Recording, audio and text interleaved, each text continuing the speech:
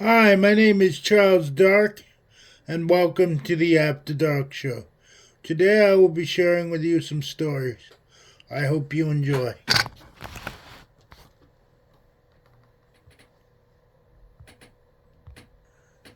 My name is Ray Gordon, and I'm 12. My brother Brandon is 9, but people think that he's older than I am. That's because Brandon is a big hulk of a kid. He's about half a foot taller than me. He has broad shoulders and a big chest, straight black hair, and a cold stare that makes him look like he's tough. I'm short and very thin. I have curly blonde hair and blue eyes and freckles on my cheeks. I'm the youngest kid in my class, but I'm 3 years older than Brandon. And everyone we meet thinks I'm the little brother. Which is funny because Brandon is a total wimp. So what if I look like an elf standing next to a giant? I'm the tough one in the family. He's scared of bugs and snakes and being in the woods and being in the water and anything else you can think of. And once, I actually saw him jump away from his own shadow. No kidding. He swore he tripped, but I know the truth. It's a pain having a younger brother who's bigger than me. And it's even a bigger pain having a huge monster brother who is a total coward. I love scary movies. But my parents say I have to go to G-rated baby movies with Brandon, so he won't get scared. I like to watch scary TV shows too, and play really cool battle games on my Xbox. But guess what? I'm not allowed while Brandon is around. We don't want to upset the poor guy, do we? And now, even worse, he's ruining my first trip to Horrorland. He's too scared to do anything. The rides are too scary for him. The games are too noisy and frightening. The haunted theater is too haunted. He's even afraid of the horrors. They're the big, furry, green, and purple park workers. You know, they're guides, and they run the rides and the game booths and work in the shops. Brandon is almost as big as they are, but he's terrified of them. So how much fun am I having with him at Horrorland? Can you spell 0? It was a cool gray day. Wisps of fog hung low over the park. A perfect spooky day to be at Horrorland. Brandon, what if we go on the scariest ride here? I said. What if... I don't want to, he said. His favorite expression. He sticks out his lower lip and gets all pouty and says, I don't want to. No, listen to me, I said. He was staring at a horror behind a food cart. I grabbed his arm and tried to turn him around, but I wasn't strong enough to budge him. What if we both go on the scariest ride ever? I started again. And you like it. Wouldn't that be great? Wouldn't you think it was cool to find out that you like scary rides too? But I don't want to, Brandon whined. I sighed. Mom and Dad let Brandon and me go off on our own this afternoon, and I didn't want to waste it doing baby stuff. I dragged Brandon up to a tall green horror wearing bright yellow overalls with yellow suspenders. He wore a button on his cap that read, "I'm a Scream." He grinned at me. "Hey, kiddo, know why I wear yellow suspenders?" he asked. "Why?" I said. "To keep my pants up." He roared with laughter and slapped his knees. "That's a very bad joke," I said. "No, it isn't," the horror replied. "It's a scream." He opened his mouth and screamed at the top of his lungs. Brandon covered his ears. The horror tapped the button on his cap. "Just doing my job," he said. He coughed. "I get such a sore throat from this job." "What can I do for you?" "My brother and I want to do something way scary," I said. "What's the scariest ride in Horrorland?" The horror rubbed his furry chin.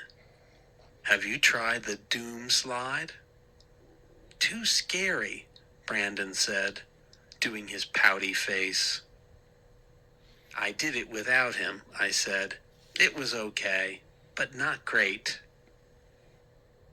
"How about the Annihilator coaster?" the horror asked. "It's the world's only coaster where you ride in a coffin." Brandon shivered and shut his eyes. "Not for me," he whispered. "It was good, but not really scary enough," I said. The horror stared at me for a long time. He rubbed one of the curled horns on either side of his cap. "Okay, I get it," he said. "You want something to make you scream like this." Again, he opened his mouth, tossed back his head, and let out a blood-curdling scream. "Yeah, like that," I said. "I get it," he said. "Okay, come with me, guys. I'll take you to our test area. It's where we try out new things. Not open to the public. You can be the first to try them." "Awesome," I cried. My heart started to pound. Totally awesome. The horror turned and started to walk quickly away from Zombie Plaza. I saw where we were headed. A fenced-in area with a big sign. Testing area. Keep out. I jogged to stay up with him. I had to keep turning back and waving frantically to Brandon to follow us. Brandon kept shaking his head. I have a bad feeling about this," he muttered. Maybe I should have listened to him. Chapter 2, Page 8. The horror unlocked a gate and led us to the other side of the fence. We followed him into a huge white bubble. It looked like one of those domed tennis court places. Our footsteps echoed as we walked inside. I gazed around. The building was as big as a football stadium. In front of us stretched a long oval racetrack with several lanes marked in yellow paint. Sitting on one end were about a dozen little red racing cars. A small sign on the wall read, "Test Track, the Shocker." The horror led us onto the track. "I'm going to let you be the first kids ever to try out these race cars," he said. "They're real cars. You control them." "Cool," I cried. "Well, why do they call it the Shocker?" Brandon asked. "You'll see," the horror replied. The cars were open, no roofs. I swung a leg over the side of the nearest red car. Then I lowered myself onto the seat and settled behind the steering wheel. Brandon squeezed into the car next to mine. It was so small, he filled up the entire seat. "Hey, there's only one pedal," he cried. "That's the gas," the horror said. "There is no brake." But, Brandon started blinking his eyes rapidly. He does that whenever he starts to panic, which is all the time. The horror patted him on the shoulder. "You'll be fine, kid," he said. "This ride is going to be a scream." "But I don't like to scream," Brandon cried. "Just stay in your lane and you'll be okie dokie," the horror said. "Don't swerve into another lane. If you do," his voice trailed off. I lowered my foot onto the gas pedal. The little car let out a roar. Then it started to move forward. I gripped the wheel with both hands and leaned toward the low windshield. The yellow lanes stretched far in front of me. The car moved slowly at first. I steered carefully, keeping it straight. "Wow!" I screamed over the roar of the engine. "This is totally awesome." Out of the corner of my eye, I glimpsed my brother. His car was coming up beside me on the right. He stared straight ahead. He gripped the steering wheel so tightly, his knuckles were white. Into the first turn, my car started to pick up speed. I turned the wheel and followed the curve of the turn. Behind me, I heard Brandon's tires squeal. I kept my eyes straight ahead. I couldn't look back. My car roared down the straightaway. The hot air of the closed building rushed against my face. My heart pounded. I zoomed around the next turn, carefully keeping in my lane. I could hear the roar of Brandon's car close behind me. This is totally like being a NASCAR driver, I thought. Way cool. Whoa! I nearly swerved into Brandon's lane. I gripped the wheel and swung it hard to the left. I lifted my foot off the gas, but to my surprise, the car didn't slow down. It sped up, faster. The tracks appeared to tilt up and down. The tires beneath the little car bounced hard. I leaned forward, my eyes locked on the yellow lines in front of me. Faster, and the lines became a bouncing, throbbing blur. Into a hard turn. I can't control it. Did I scream those words or just think them? The wheel jerked in my hands.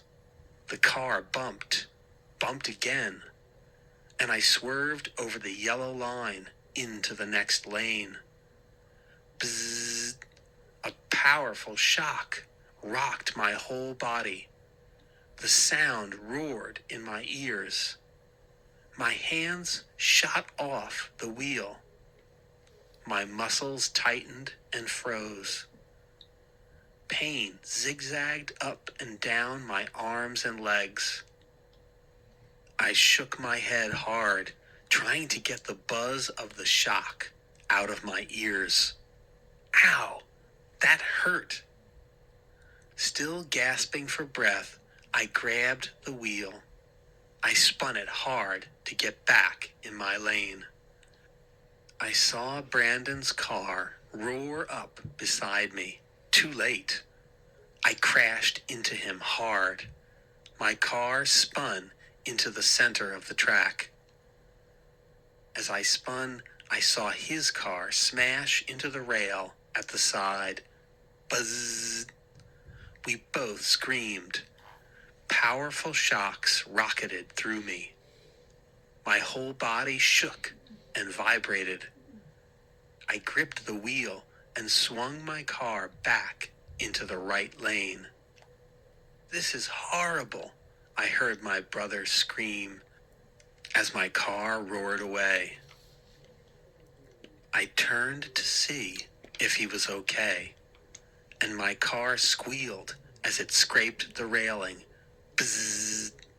Another powerful shock, and the car screeched to a dead stop. Silence now, except for the buzzing in my ears. I could feel the blood pulsing in my temples. My muscles throbbed. My heart raced. I sat there for a long while, just breathing. Finally, I gripped the sides of the little car and hoisted myself up and onto the track. Brandon was already out of his car.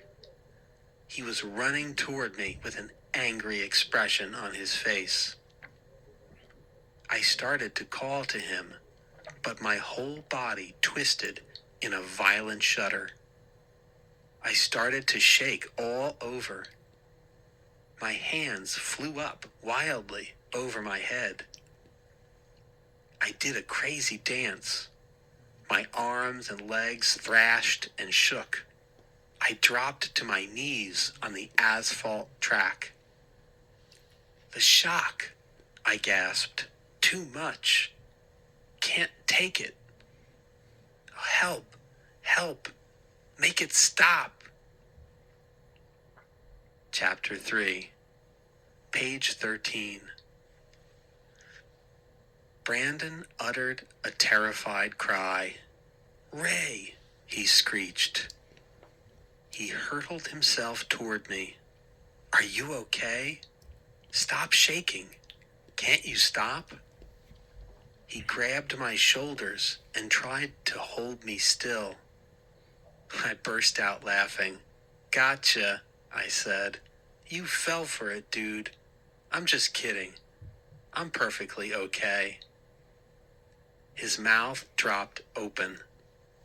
He blinked his dark eyes several times.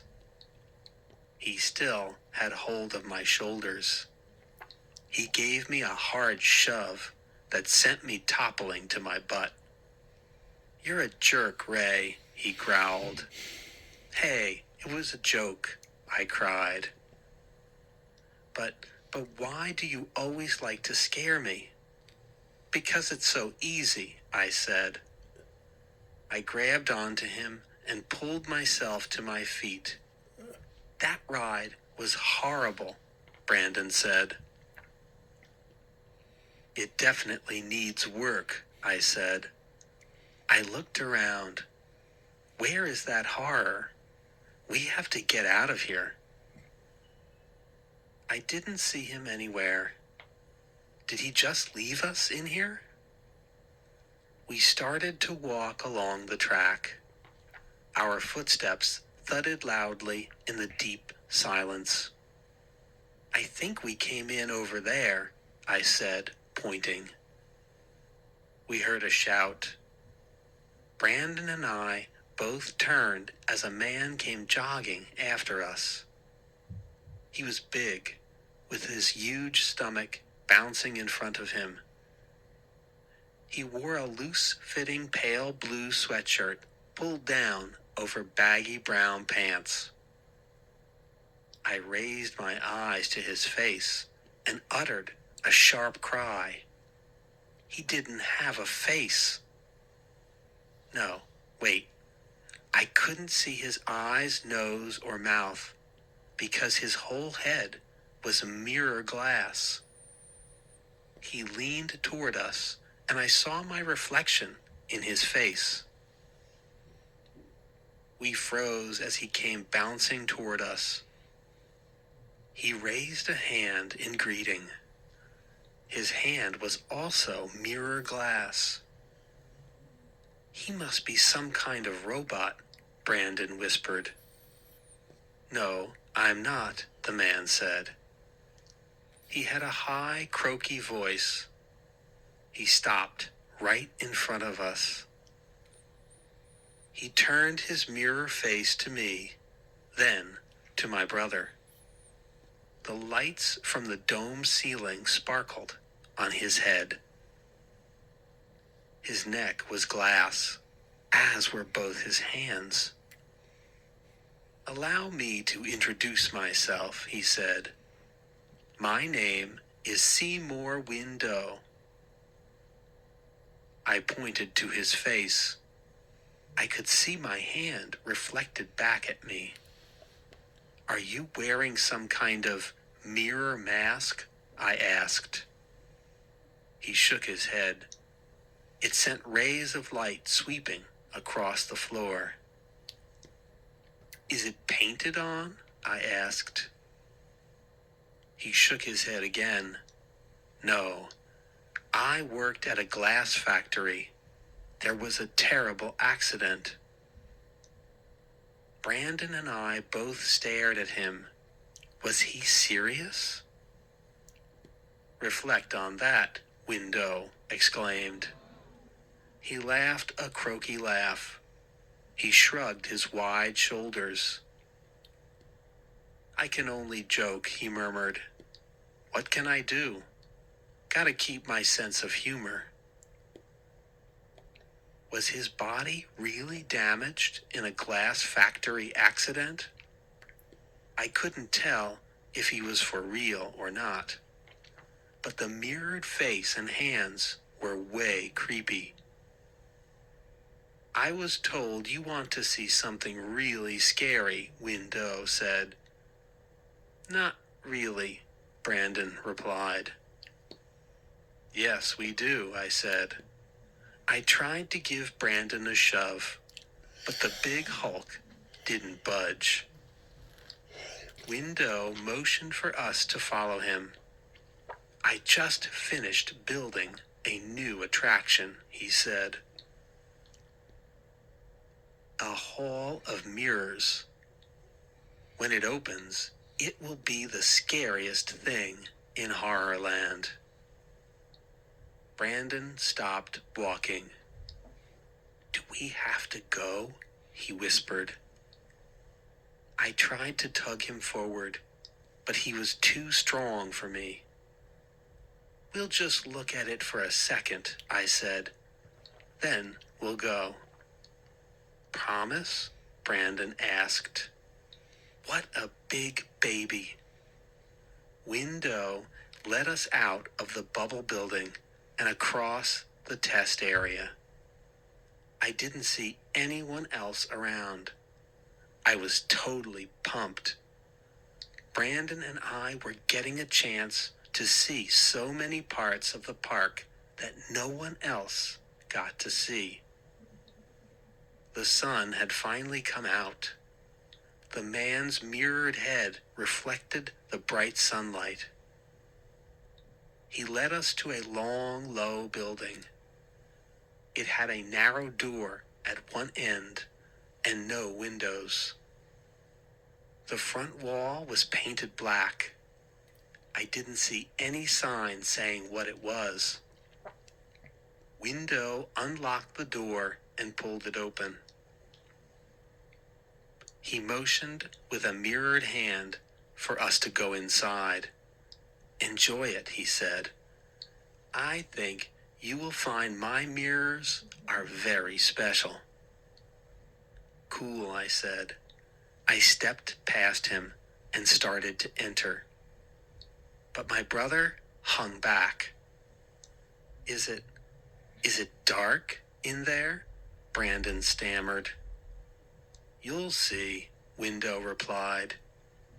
He gave Brandon a gentle push. Brandon bumped up behind me as we made our way inside. I expected Window to follow us in. Instead, I heard the door slam shut behind us. Then, I heard the click of the lock. The air inside the narrow building was hot and musty. I blinked in the darkness, waiting for a light to come on. "What's up with this?" I whispered to Brandon. "It's pitch black in here. I can't even see the mirrors." Brandon bumped me again. I don't like this," he whispered back. "Why did he lock the door?" Good question. Chapter 4, page 18. I felt a trickle of sweat run down my cheek. It had to be 100 degrees in here. My throat suddenly felt tight and dry. Brandon squeezed my arm. "Why aren't there any lights?" he asked. "Why isn't anything happening? Where did he go?" I don't know," I stammered. I took a deep breath and shouted, "Hey, is anyone there?" I stuck my hands out in front of me. I could feel glass, warm to the touch, but I couldn't see it. "Let us out of here," Brandon shouted. "Let us out." And then dim lights flickered on somewhere above us. I saw my face, my reflection, staring back at me. Very dark. All shadows and black with no color at all. Brandon stopped shouting. I saw him blinking in the dim light. He reached out a big hand and rubbed it on the mirror in front of him. I turned and gazed down the long, narrow aisle. I saw my reflection in mirror after mirror, 2 rows of dark mirrors. A dozen Rays and Brandons, maybe more, in front of us and behind us. The dim light sent shadows over the glass. Our faces looked mysterious, frightening. My eyes looked like deep black holes. My mouth appeared jagged and torn. I raised my right hand and watched the right hands go up in all the mirrors. I did a little dance, and the Ray reflections danced with me. "What's so scary about this?" Brandon demanded. "What's the special part? It's just a bunch of mirrors. They aren't curved or twisted or anything." "You're right," I said. I turned to him and gasped. "Hey, where are you?" "What do you mean, Ray?"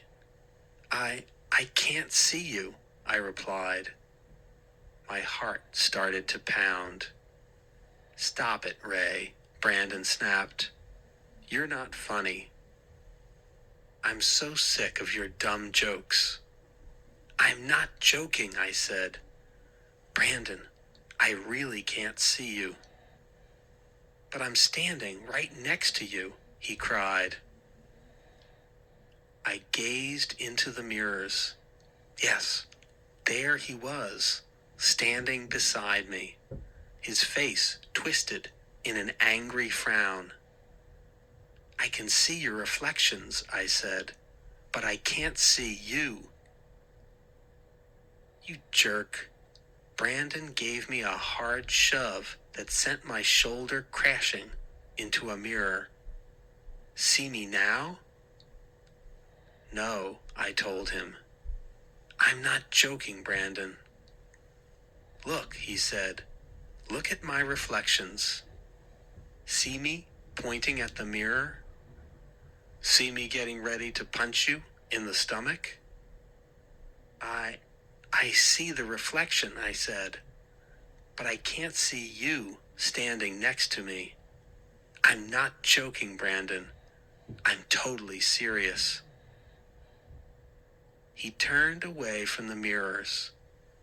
There was a long silence. He finally spoke. Oh, wow, he said with a moan. Oh, wow, Ray.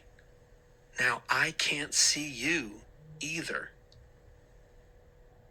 We were both silent for a long time. This has to be some kind of light trick, I murmured. The lights up on the ceiling block us out somehow. But that's impossible, Brandon answered in a whisper. Then I looked down and gasped again. Oh no, I moaned. Brandon, I can't see myself. I waved my hands in front of my face. I couldn't see them. I saw them moving in the mirror in front of me, but I couldn't see my hands in front of me. I'm invisible too, Brandon cried. Ray, help me. I'm invisible. Somebody let us out of here, I shouted. My voice came out hoarse and frightened. I started to pound on a mirror with both fists.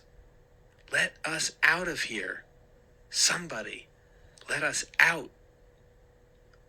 And then I stopped pounding. My words choked in my throat, and I staggered back as the reflections in the mirror began to move. Brandon and me, our reflections.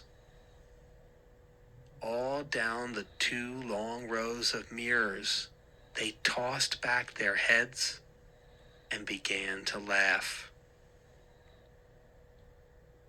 Chapter 5, page 22. Aye!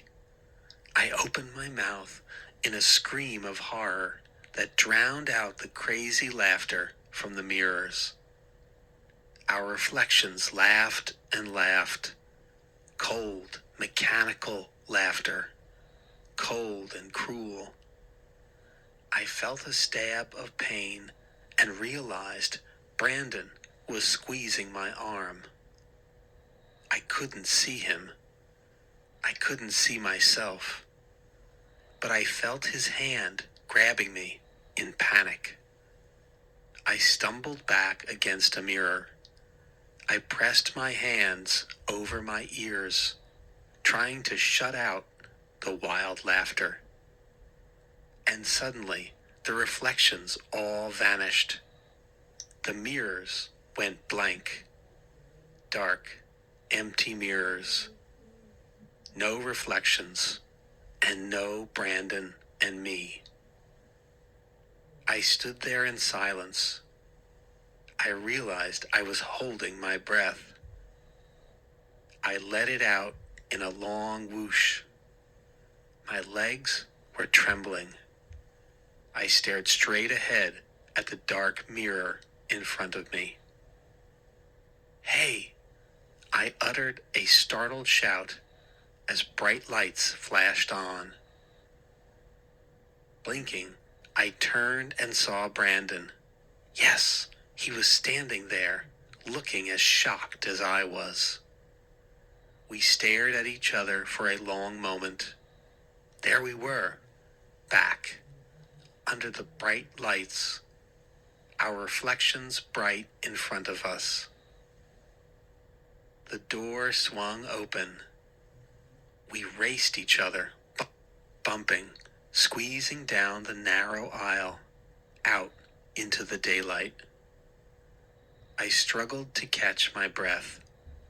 The cool afternoon air felt good on my hot, sweaty face. Yeah!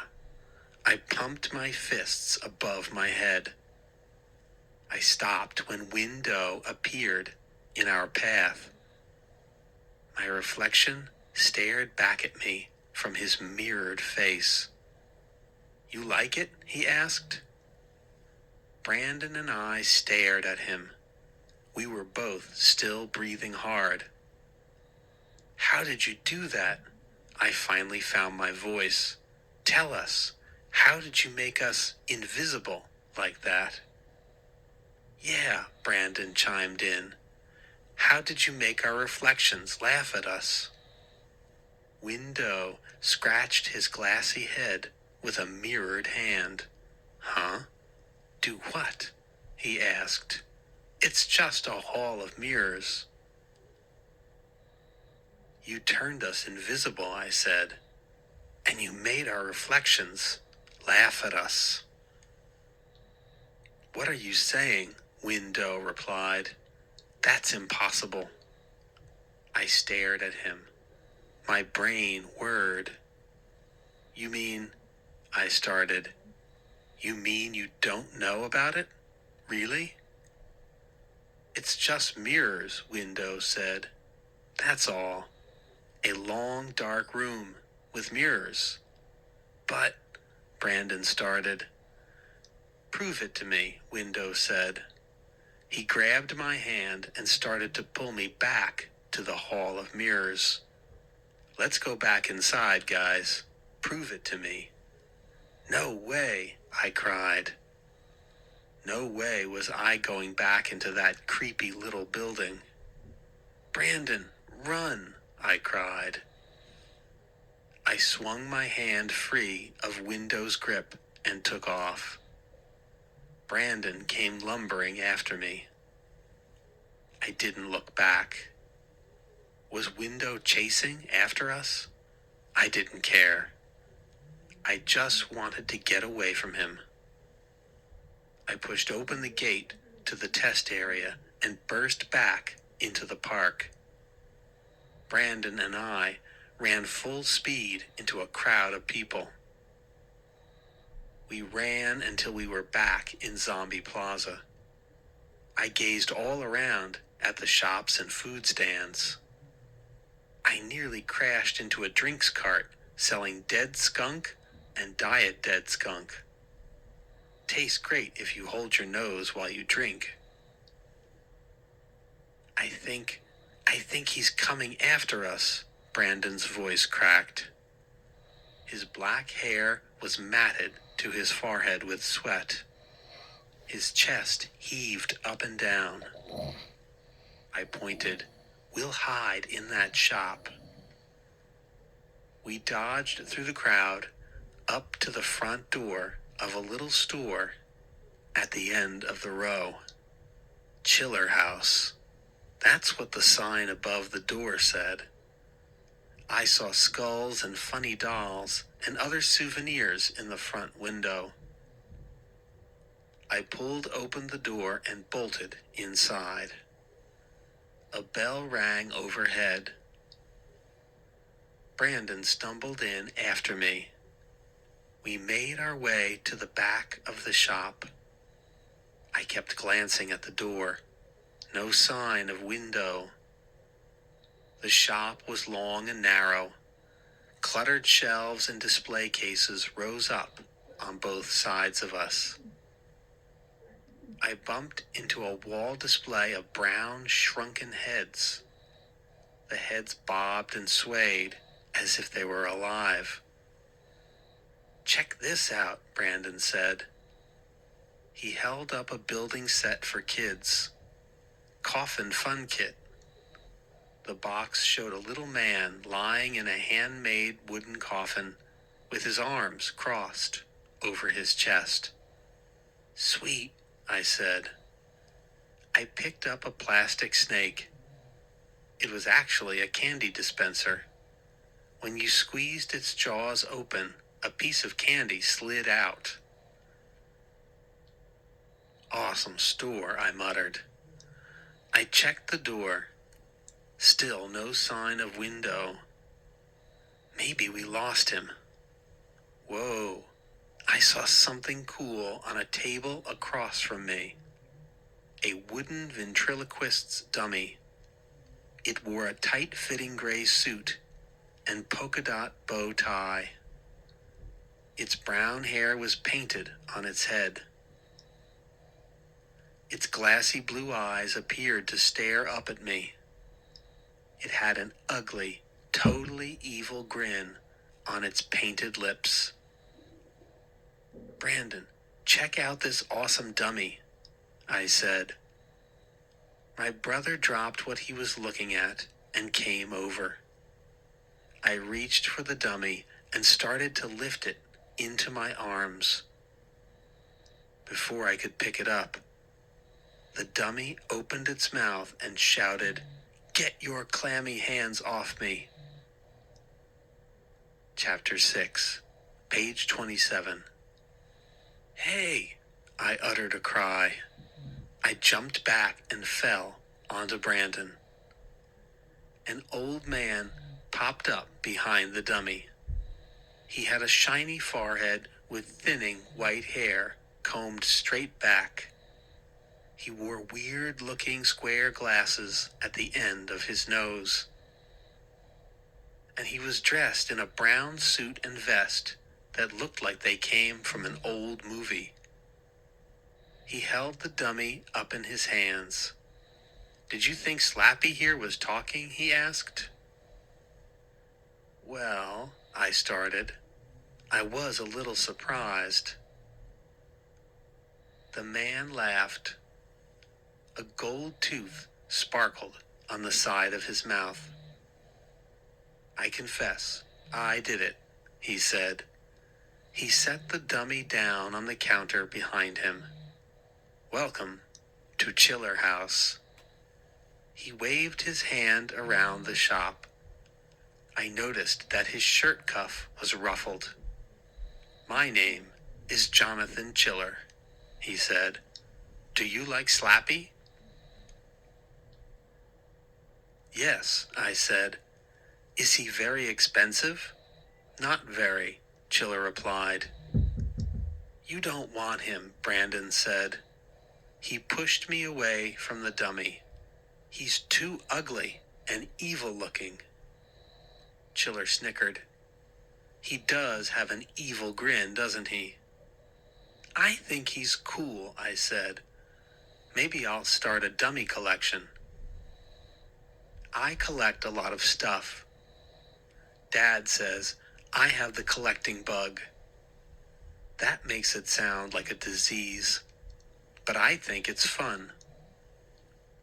I have a skateboard collection and a Transformers collection and a baseball card collection and a cereal box collection and a lot of others. I gazed at the grinning dummy. I pictured 6 or 7 dummies like him sitting around in my room. "Don't buy it, Ray," Brandon said, tugging my arm. "Really, I don't like it." "It's not for you, it's for me," I said. "But I'll see it every time I go in your room," Brandon said. "It'll give me nightmares." "You know I'm afraid of puppets and dummies." "That's way dumb," I said. "Get over it." Brandon pulled me toward the door. "Come on, Ray. That weird mirror guy is gone. Let's get out of here."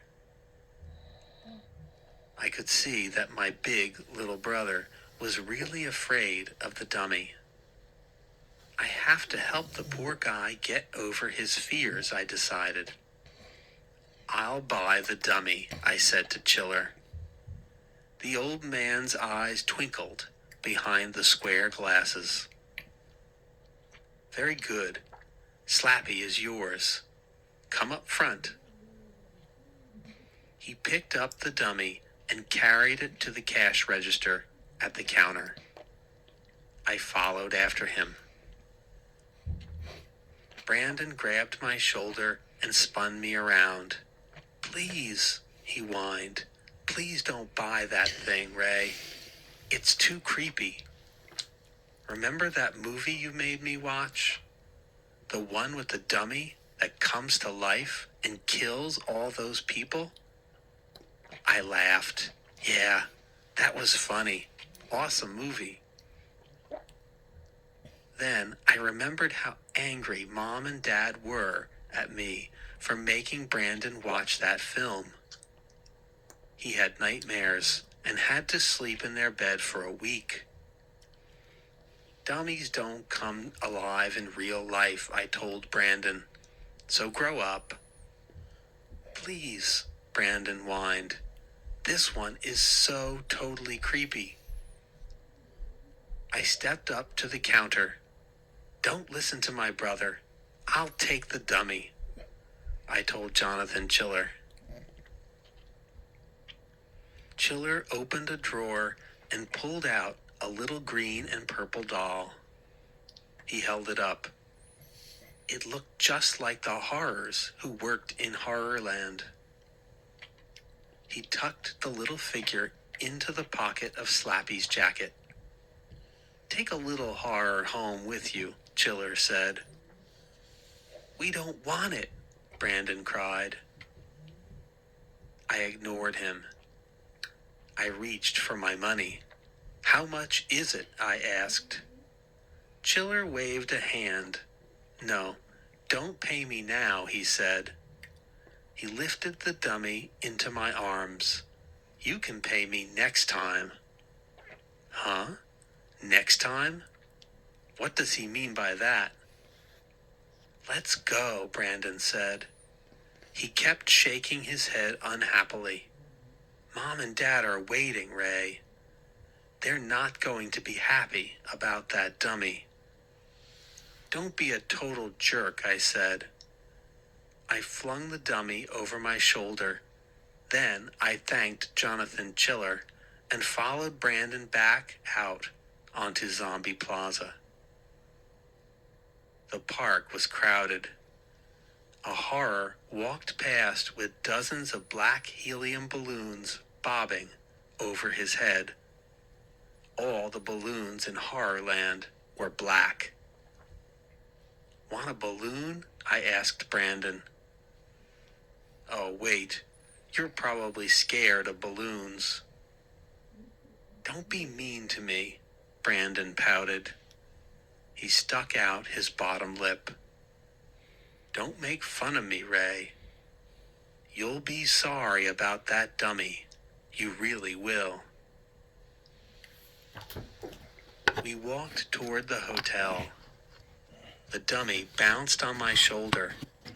Brandon had his pouty face on the whole way. We were almost to the hotel when the dummy tilted its head toward Brandon.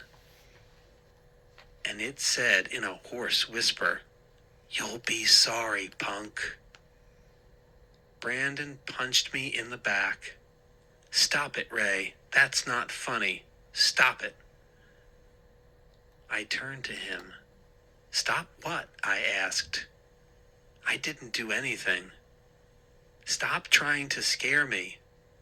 You made the dummy talk. I know you did. I squinted hard at him. Huh? Me? Are you crazy? Part 2, Chapter 7, page 35. Back home 2 days early. That's right. Mom and Dad cut our Horrorland visit short. Why? 3 guesses. Brandon, Brandon, Brandon. My big, hulking little brother was too scared of everything. So we had to come home. You know how to spell his name? Annoying. Annoying. A few days later, I woke up early. I don't know why. It was a Saturday morning. I usually sleep late. But that day, I woke up before everyone else. I opened one eye and saw Slappy staring at me from the little rocking chair I put him in next to my bedroom window. Chuckling to myself, I picked him up and tiptoed out of my room. I crept silently down the hall. The floorboards felt cold under my bare feet. The house was silent. I could hear the refrigerator humming downstairs. Brandon sleeps with his door shut tight.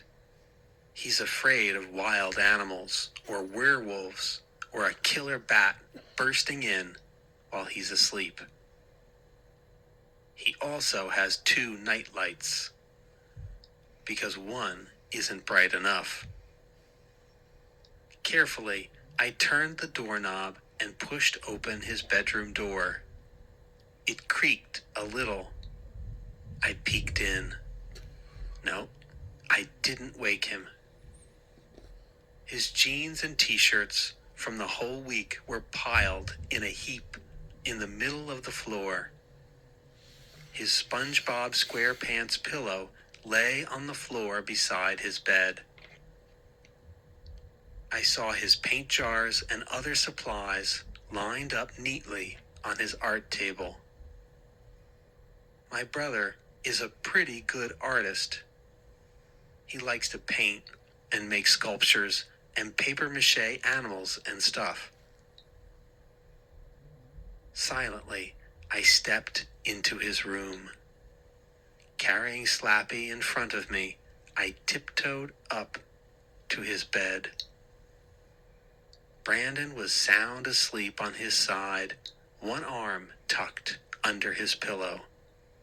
Holding my breath, I crept behind him. Then I lowered myself to the floor. I ducked real low and raised the dummy's head over the bed. I brought it real close to Brandon's pillow, just a few inches from his nose. And then I screamed at the top of my lungs in a high, shrill voice, "Kill! Kill! Kill!" I'll never forget the look on my brother's face as he woke up, opened his eyes, and saw the dummy in his face shrieking at him, "Kill! Kill! Kill!" What a riot! Brandon tried to scream, but he choked instead, and a gob of drool dripped down his chin. He leaped from his bed, got all tangled in his covers, hit the floor on his elbows and knees. Then he started to scream for Mom and Dad. He pulled himself up and tore out of his room. I heard his heavy, thudding footsteps as he ran screaming down the hall. A few seconds later, he was crying and whining in Mom and Dad's room. Quietly, I picked up Slappy and ran down the hall back to my room. I dropped Slappy back in his rocking chair. Then I jumped back into bed, pulled the covers over me, and pretended to be asleep. Mom and Dad came stomping into my room. "Ray, we need to talk to you." "Why did you scare your little brother again?" I pretended to wake up slowly. I yawned and blinked my eyes. "Huh? Scared who?"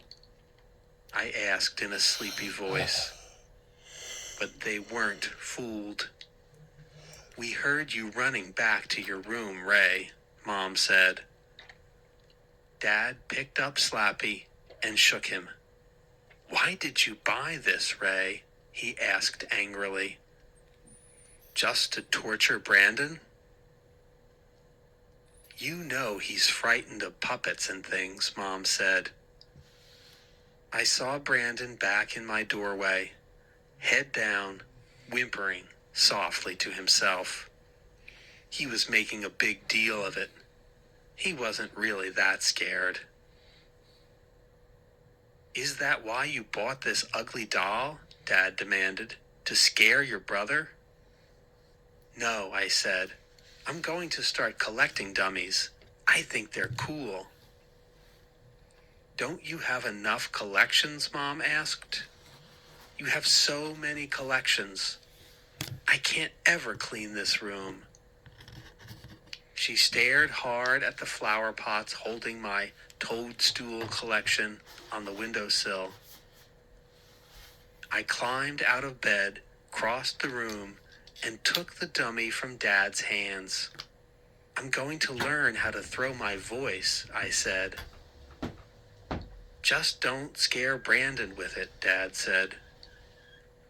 He crossed his arms over his pajama shirt and gave me the fish eye.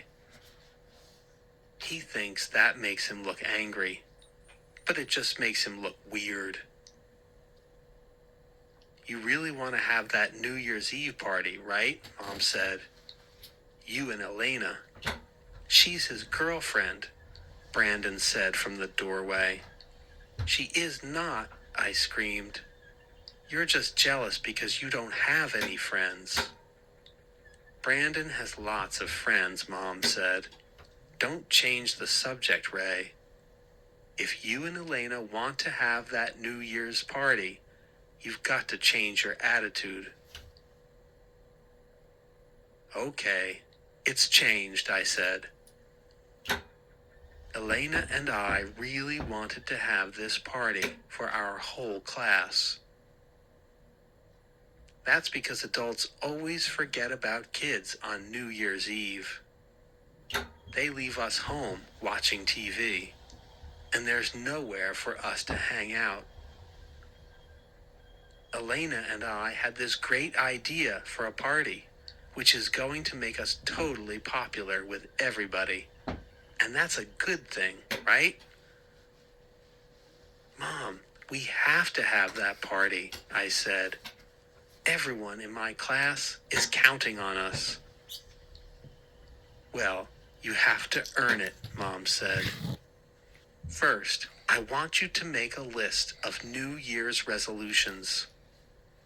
Good idea, Dad said. Make a list of all the ways you're going to be better and nicer next year. I stared at them both. You're serious about this? They nodded. And what should number 1 on your list be? Mom asked. I took a wild guess. That I won't scare Brandon. They nodded again. I lifted Slappy in front of me.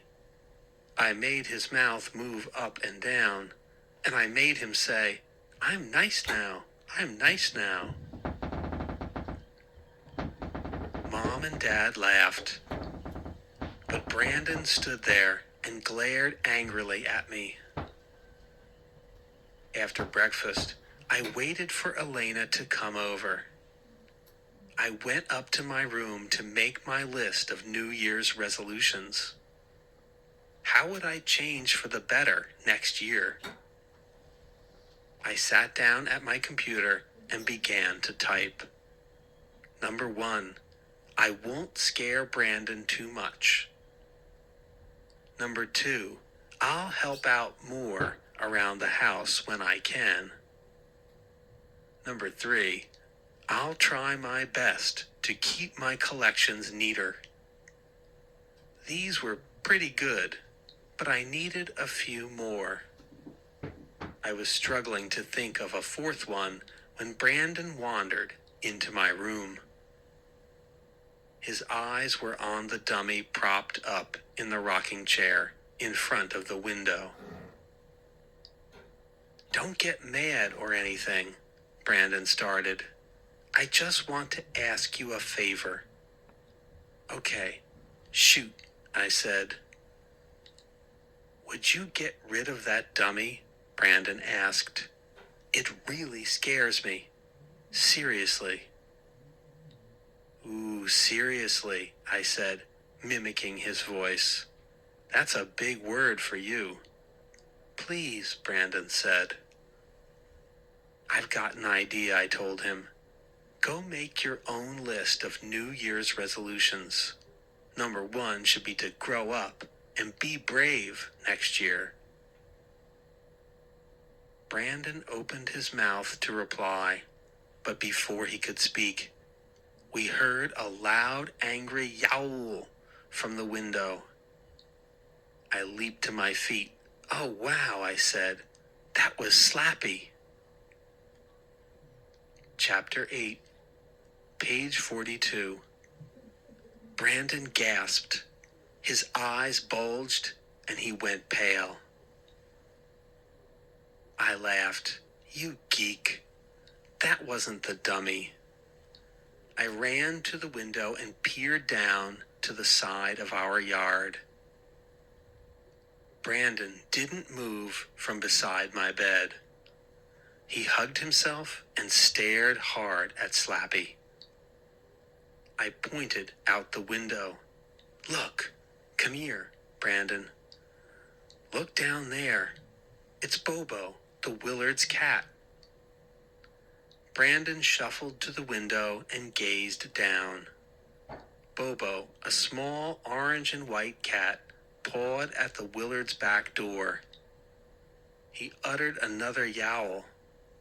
I think he wanted back inside. I slapped my brother on the back. Way to go, baby. You were terrified by a little pussycat. Brandon pushed my arm away. Aw, big deal. I still don't like that dummy, he snapped. Elena walked into the room, shaking her head. Brandon, you're a big, strong guy, she said. You're the biggest kid in the 4th grade, right? You shouldn't be afraid of little kittens. Brandon's face turned bright red. He wasn't happy that Elena overheard everything. I think he kind of has a crush on her. I'm not afraid of kittens, he muttered through clenched teeth. He pushed his black hair off his forehead. Then he turned and stomped out of my room. Elena laughed. She has a high-pitched giggle. My mom says Elena has a face that always seems to be laughing.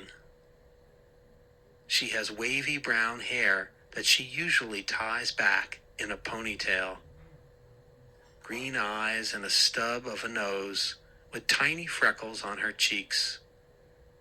When she smiles, her 2 front teeth poke out of her mouth, but she refuses to get braces. Elena is short and thin, like me. Today, she wore a big yellow and black smiley face t-shirt pulled down over faded jeans with tears at both knees. We've been friends since we were babies. We didn't have a choice. Our parents all went to school together. They are all best friends. So, Elena said, plopping down on the edge of my bed. What about the New Year's Eve party? What about it? I asked. Can we start getting your basement ready? She picked up my pillow and began squeezing it between her hands. Why are you doing that? I asked. She shrugged. No reason. She tossed the pillow at me. I ducked, and it bounced off my desk. Hey, I bought you a Christmas present, she said. I stared at her. Really? She nodded. You know your family is coming to my house to exchange presents this year. It's our turn. I picked up the pillow and heaved it back at her. What did you get me? I asked. She giggled. I can't tell. It's a surprise. Give me a hint, I said. She thought for a moment. Well, it's for your collection of old bottles. Bet I can guess, I said. Is it an old bottle? not telling. She jumped to her feet. Whoa, what's that ugly thing? She walked to the window and lifted Slappy from his rocking chair. Hey, he's heavy. That's Slappy, I said. I might start a collection of old dummies. Elena sniffed. Yuck. He smells kind of ratty. You should have his suit cleaned. I don't think it comes off, I said. It's sewn on or something. He's totally nasty looking, she said. Is Brandon afraid of him? 3 guesses, I said. Elena dropped the dummy back into the chair. She reached into the jacket pocket and pulled something out. Ray, what's this? It's a tiny horror, I said. You know, those dudes from Horrorland. Wait, there's something else in the pocket, Elena said. She slid her fingers in and pulled out a folded up sheet of paper. I didn't see that, I said. What is it? Instructions? I grabbed for it, but Elena swung it away from me. She turned her back and unfolded the paper. Then she started to read what was written there. Hello, my name is Slappy. I can be your friend. Just read these words aloud, and I will come to life. We can have a lot of fun together. Weird, I said. Totally weird.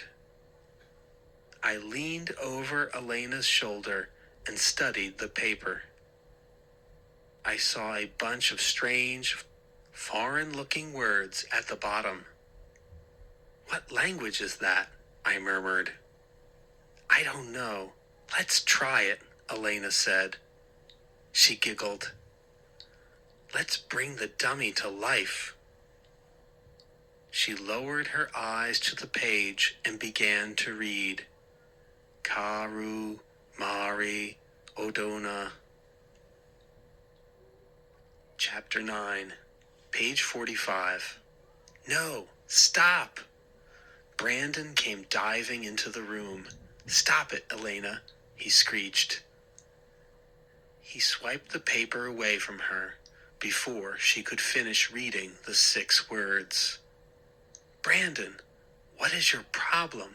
Elena cried. Give it back to her, I said. Brandon shook his head. No way.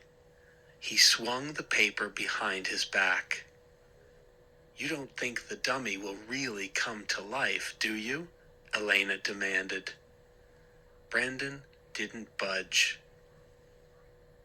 That's way stupid, Elena said. It's just a painted doll, Brandon. You can't be that big of a fraidy cat. Brandon blushed again. I lifted Slappy into my arms. Here, you hold him. You'll see. He isn't scary. I pushed the dummy toward Brandon, but he pushed it back. Just leave me alone, he muttered. He folded up the paper and jammed it back into Slappy's jacket pocket. And stop making fun of me. Elena and I couldn't help it. We both burst out laughing. We didn't want to be mean. I guess it was just the frightened look on Brandon's face. My poor brother blushed even redder. You'll be sorry, he muttered. Suddenly, his eyes bulged. He made a choking sound. Brandon, what's wrong? I cried. The dummy, he began pointing at it, furiously jabbing his finger toward it. The dummy's eyes. I saw them blink. Brandon screamed. He's alive. He's alive. He whirred around, screaming, and went full speed out of my room. Chapter 10, page 48. Elena frowned at me. You did that, didn't you, Ray? You made the eyes blink. I nodded. A grin spread over my face. Yeah, I did it. I heard Brandon's heavy footsteps as he ran into his room and slammed the door shut. See? You pull this string, I said. I turned the dummy around so that Elena could see. Then I made the eyes blink a few times. I could also make them move from side to side. It looked just like the dummy was glancing around the room. Elena grabbed the dummy's wooden hand and shook hands with it. Way to go, dummy, she said.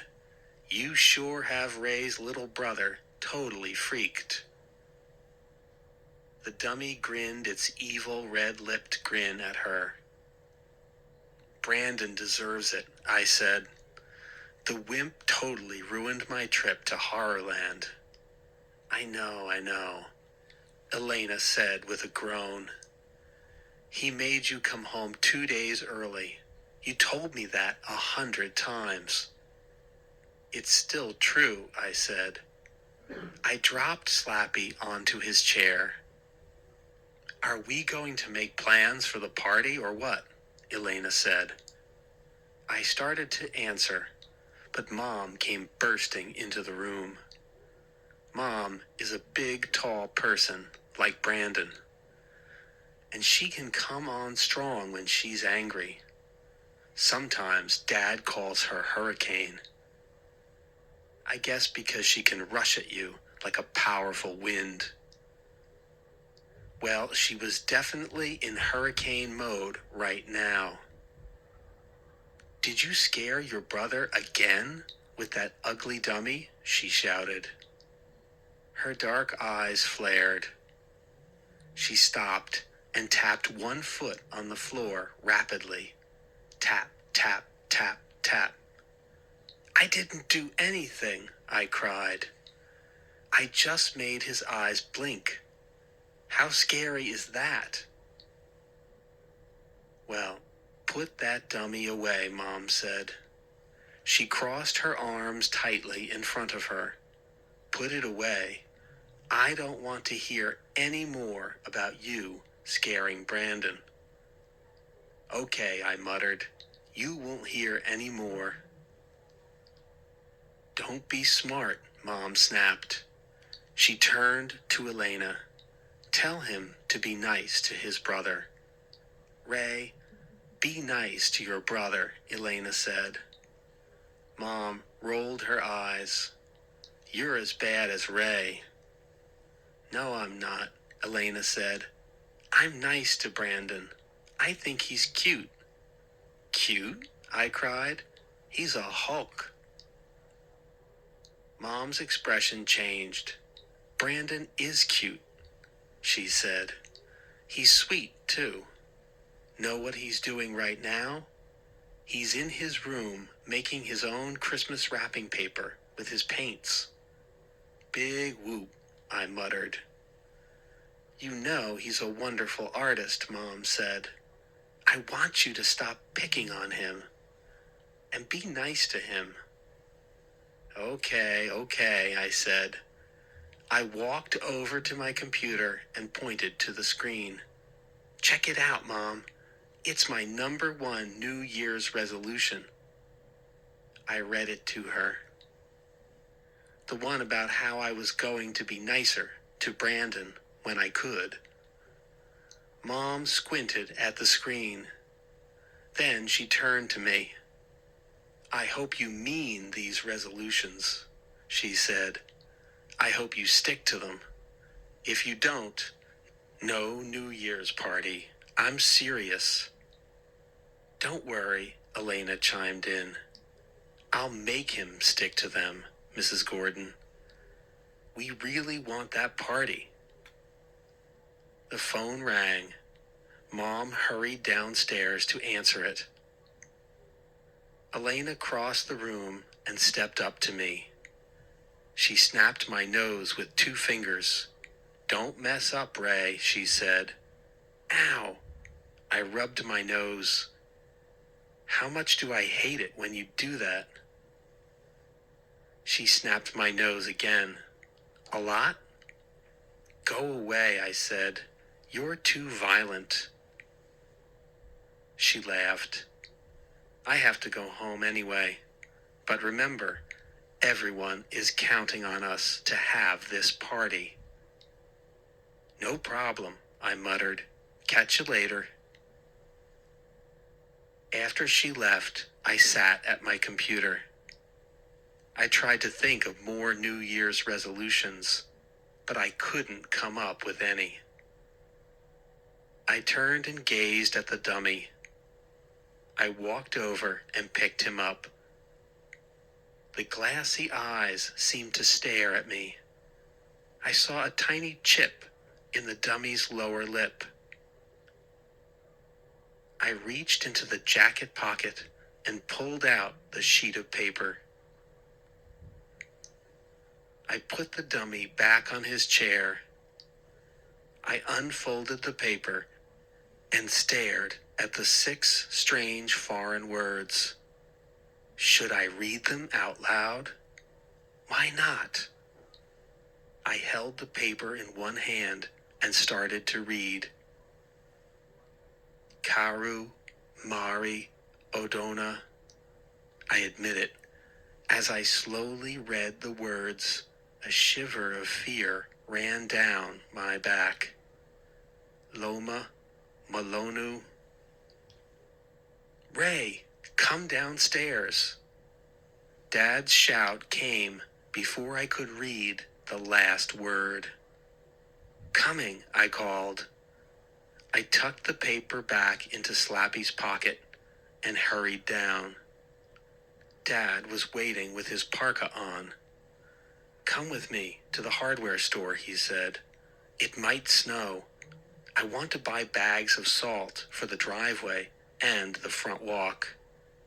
"No problem," I said. I wanted to show Dad how helpful I could be. I raced to get my coat. I felt pretty good. The horror didn't start until the next day. Chapter 11, page 53. "Whoa, these are heavy," I said. Dad lifted a paint can off the pile. "Hold it by the handle," he said. Then put a hand under the bottom. He carried the can to the wall and set it down next to some others. "I'll do the gallon cans," he said. "You carry the half gallons." We were in the basement, clearing a space for my New Year's party. I didn't count them, but there were paint cans stacked high all over the room. Dozens and dozens of paint cans to move out of the way. My dad had a paint store in town, but it went out of business a few months ago. Dad is storing his paint cans down here until he figures out what to do with them. "We'll make a wall of cans over here," Dad said, "and we can stack some more over by the washing machine." I lifted a can in each hand and staggered toward the wall. "Wish Elena was here," I said with a groan. "She's missing out on the fun part." "Did you call her?" Dad asked. I nodded. "Yeah, her mom said she had a tennis lesson." Dad tilted a can of paint in his hands and read the label. "This is good stuff," he said. "Maybe I'll save it and paint the kitchen." I started to say something, but stopped. A shrill scream of horror made me drop the paint cans I was carrying. Another high, shrill scream rang down from upstairs. "Hey, that's Brandon," I cried. I started for the basement stairs, stumbled over a paint can, and banged my knee as I went down. Dad reached the stairs first. He went roaring up them 2 at a time. Rubbing my knee, I followed him to Brandon's room. Mom was already there.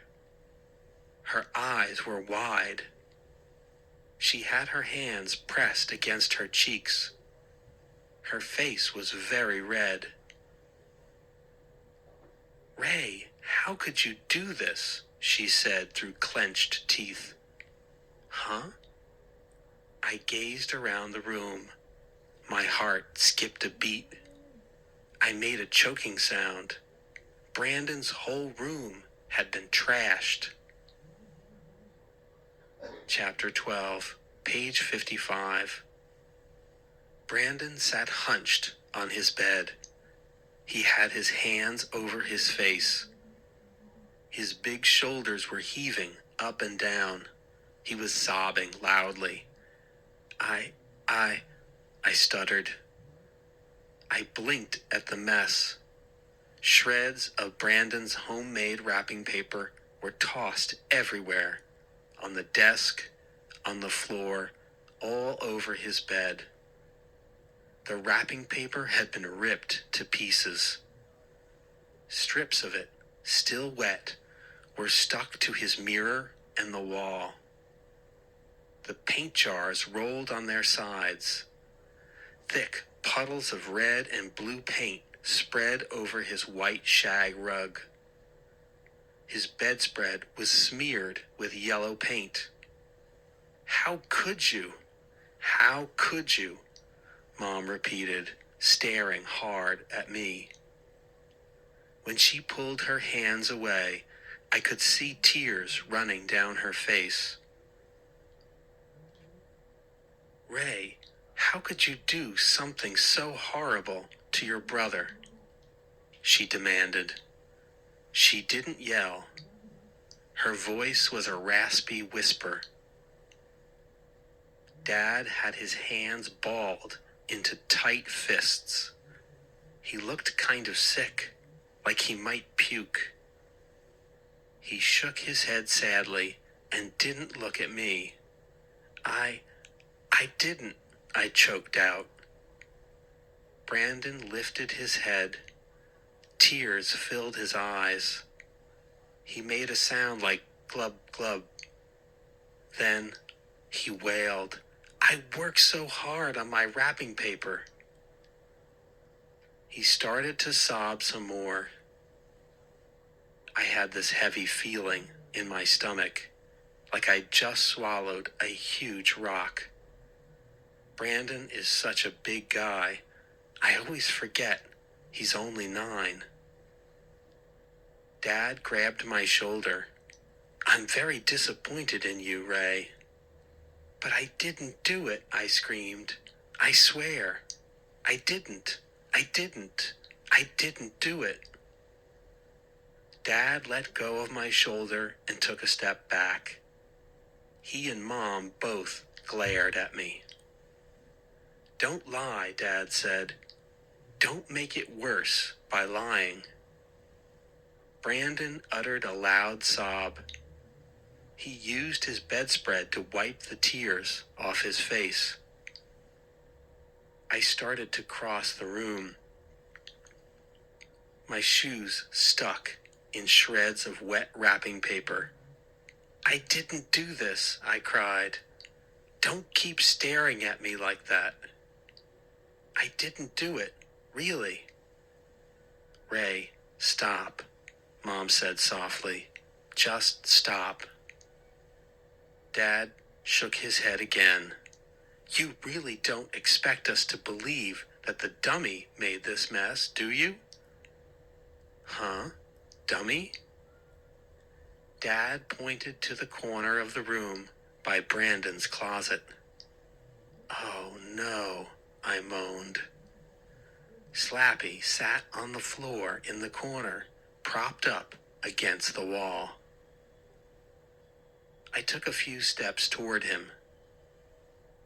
He had shreds of wrapping paper in his lap, and as I came closer, I saw spots of red and yellow paint on his hands. The dummy grinned up at me, as if pleased with himself. But, I sputtered. How did he get in here? I turned to my parents. I didn't put him there. I swear, I didn't do this. Chapter 13, page 58. What a horrible mess.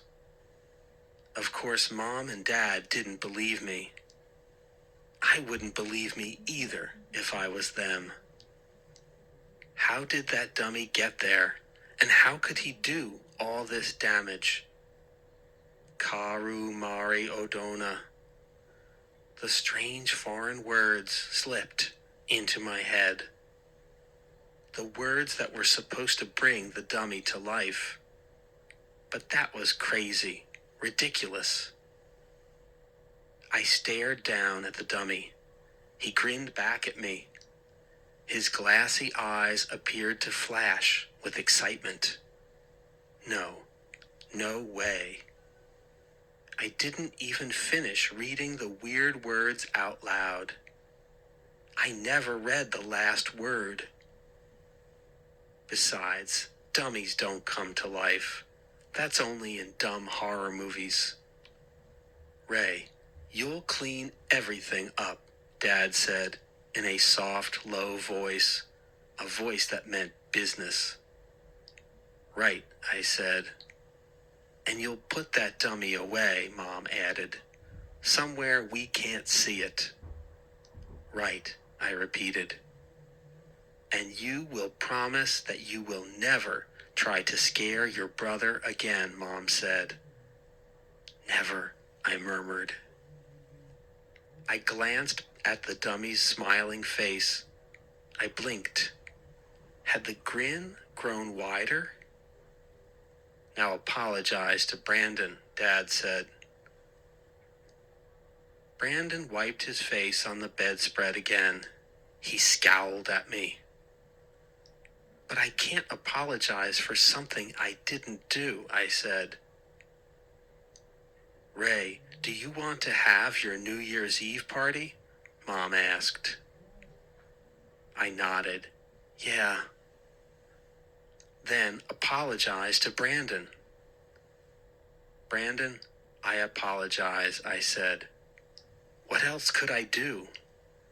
I'm very, very, very sorry this happened, I told Brandon.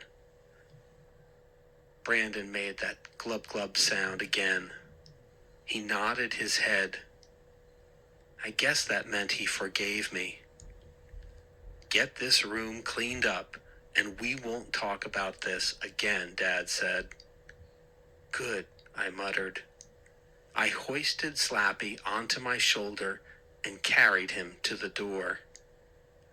This is the end of it, I said. Wow, was I wrong? I tossed Slappy onto the floor of my closet. His head clonked hard on the floorboards. I shoved him under my shirts. Mom and Dad were still down the hall in Brandon's room. I closed the door to my bedroom. I had to think. My brain was doing flip-flops. My stomach still felt like a rock. What exactly was going on here? I was the only one in the Gordon family who knew I was innocent. No way I could prove it. The vote was 3-1 that I was guilty.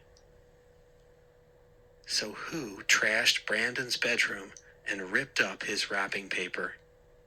Yes, Slappy had paint on his hands and shreds of paper all over him. but I just wasn't ready to believe that the dummy came to life and did all that. I pulled out the carton I keep my bottle collection in. Then I sat down and studied some of the old bottles. That's what I do sometimes when I need to calm down. There's something about the cool smoothness of the glass and the nice shapes. My bottles always make me feel better. Sure, it sounds weird. Well, lots of kids think I'm weird because I collect things like old bottles. I guess that's one reason the New Year's Eve party was so important to me. I really wanted to show kids that I'm a good guy. I've never been very popular. I guess I was hoping the party would help me out with that. A knock on my door interrupted my thoughts. "Ray, are you forgetting something?" Mom called. "Are you forgetting the cleanup in Brandon's room?" "Coming," I said. "I'll make it like new. Promise." As I started for the door, I glimpsed Slappy's shoes poking out of my closet. His legs were halfway out the closet doorway. Was that the way I left him? Did he move? Chapter 14, page 62. The next day, Elena came over to help decorate the basement for our party. She wore a baggy gray sweatshirt and sweatpants. "Ready to go to work," she said. Mom gave us lunch first. Big stacks of pancakes drowned in maple syrup. "This will give you strength to work," Mom said. "Are all the paint cans out of the way?" "Most of them," I said, with a mouthful of pancake. Elena laughed. "You have a syrup mustache." I tried to lick it off. Tastes even better if you lick it off your face. "You're gross," Elena said. She nabbed a pancake off my stack and dropped it onto her plate. Mom thought it was funny, so I didn't do anything about it. Mom thinks everything Elena does is cute or funny. She's wrong. Later, the two of us were sweeping the basement floor with long-handled brooms. The floor had big balls of dust scattered all over it. There were still a few paint cans to lug to the side. "Does your mom have any old rugs we could put on the floor?" Elena asked. I shrugged. How should I know? "Don't be such a grouch," she said. She swept a cloud of dust at me. "We want it to look like a party, right? How many pizzas is your dad buying?" "He said 1 pizza for every 3 kids," I answered. "About 3 slices a kid." "Nice," Elena said. "How come you're being so weird, Ray?" "I thought you were psyched about this party. Why are you acting like your puppy died?" I shrugged again. I really didn't want to tell her about the whole thing with Slappy and Brandon's room. "Things are kind of weird around here," I said. "So what else is new?" she snapped. That's when we heard the scream. Another frightened howl from upstairs. "Brandon," I gasped. I tossed the broom down and started for the stairs. "What's he screaming about?" Elena called. I don't know," I said. I grabbed the metal banister and started to pull myself up the steps. It doesn't sound good. Where were Mom and Dad? Could they hear Brandon's high screams? I bolted through the kitchen to the living room, then hurtled up the stairs to Brandon's room. "What's up? What's wrong?" I shouted breathlessly. The first thing I saw was Slappy.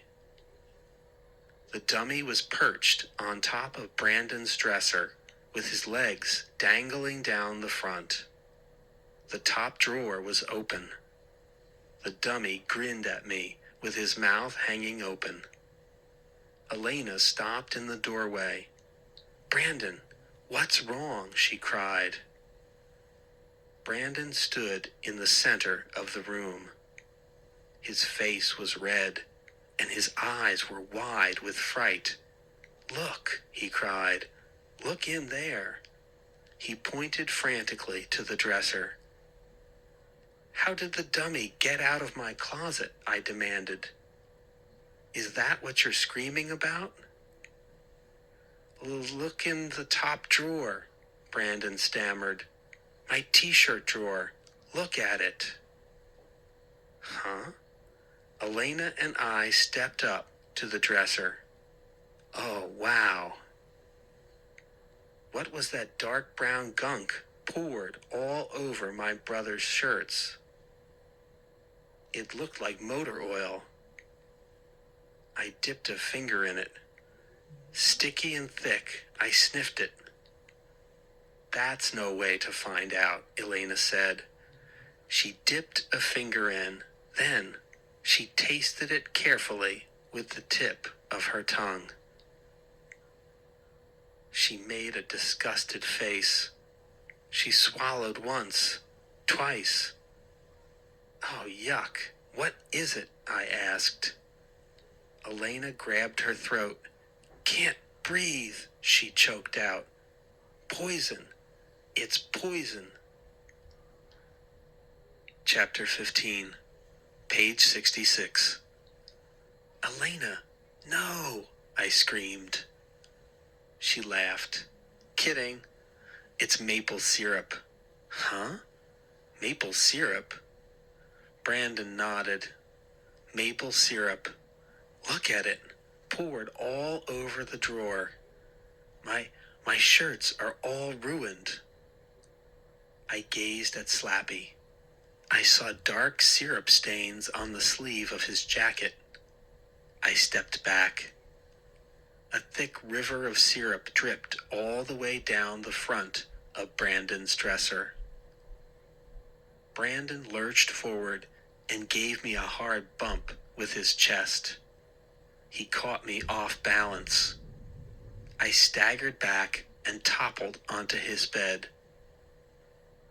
The big Hulk came charging at me, but Elena moved quickly to step between us. "Why are you doing this to me?" he cried. "Why are you being such a jerk?" Mom burst into the room. She had a stack of clean bath towels in her arms. "Why did Ray do what?" she asked. "What's all the racket in here?" "He poured syrup in my dresser," Brandon cried. "And he put that dummy up there." Mom dropped the towels beside me on the bed. She brushed past Elena, stepped up to the dresser, and peered into the open drawer. "Oh my goodness, my goodness." She shook her head hard, as if trying to shake the whole thing away. "My goodness, your shirts. Oh, it's all so sticky. What a mess." She spun away from the dresser and narrowed her eyes at me. "Why did you do this? Have you totally lost your mind?" I jumped to my feet. The stack of towels fell to the floor. I didn't," I stammered. My voice cracked. I cleared my throat. "I didn't do this. I swear." Mom started angrily stamping one foot on the floor. "Don't lie, Ray. Just tell us why you did it." What is going on with you?" "Nothing," I cried. "Nothing is going on with me. Mom, I'm telling the truth. I didn't bring the dummy in here. And I didn't pour syrup in Brandon's drawer." "Ray was with me in the basement the whole time," Elena said. "I should cancel your party right now," Mom said. "Mom, please." "All my t-shirts are in that drawer," Brandon wailed. "Now I have no shirts. What am I supposed to wear?" "We'll find something of your dad's," Mom told him. "The syrup will come out in the wash. Don't worry. Your shirts will be good as new." "Yuck. I don't want them anymore," Brandon cried. "He hates me, Mom. Ray hates me." "Not true," I shouted. "No way." "That dummy." I glared angrily at Slappy. His head had tilted to one side. One shoe dangled down into the open drawer. Mom stepped forward and put her hands on my shoulders. "Ray," she brought her face down close to mine. "Stop. Take a breath. We are not going to believe that the dummy did this. So do not even start." "But Mom, we live in the real world, Ray," she said softly. Her eyes burned into mine without blinking. "Do you agree? We don't live in a fantasy world." "I didn't do it," I said. "That's all I can say." "Well, you're grounded." She let go of me and stood up tall. "You're grounded, and I don't want to see that dummy out of the closet again." "Okay," I murmured. "No point in arguing." "Maybe you can think real hard," Mom said, "and figure out why you want to scare Brandon with that dummy. And when you can explain it, then you won't be grounded anymore," Mom said. "And what about the New Year's Eve party?" Elena asked. "Canceled," Mom said. "Forget about it." Elena let out a cry. "No, please. Give Ray one more chance. Just one. Please." Mom squinted at me, thinking hard. "Okay, I shouldn't, but one more chance. One more crazy incident, just one more, and the party is canceled," Mom said. "And no pleading or begging will change my mind." I apologized again. I didn't know what else to do.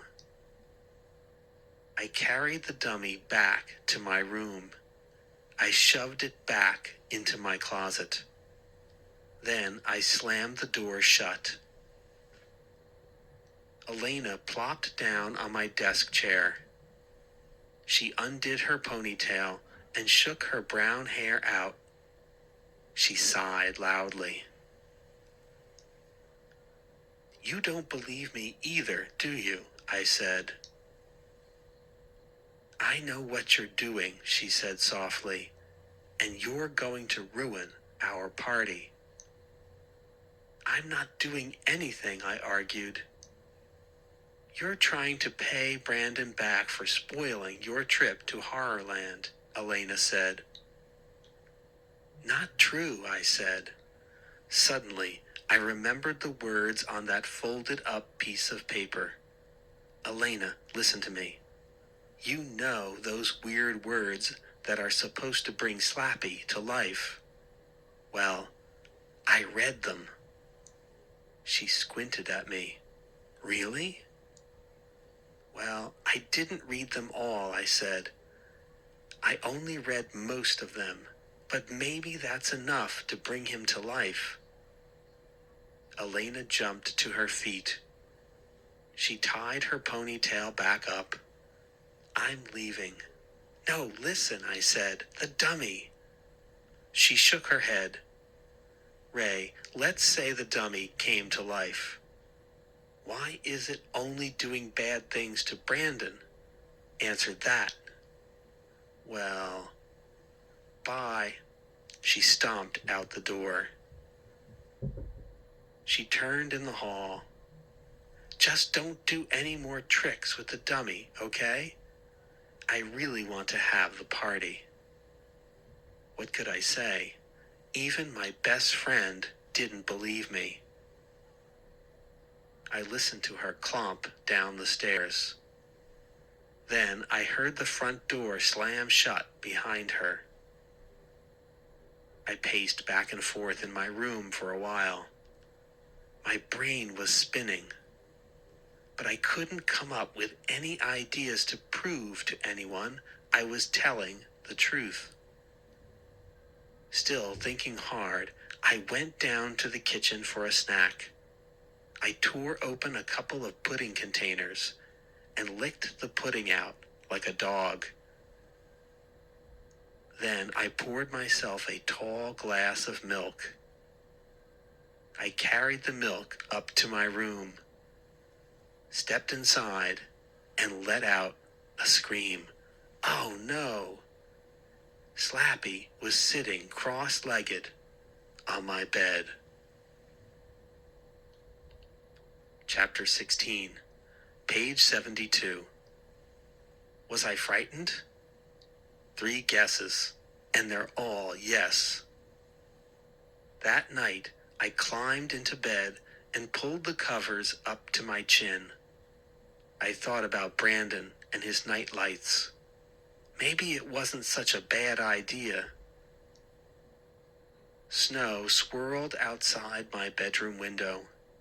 The wind made a creepy whistling sound. Moonlight through the whirling snow sent weird shadows dancing over the wall. Slappy was on the floor in the back of my closet.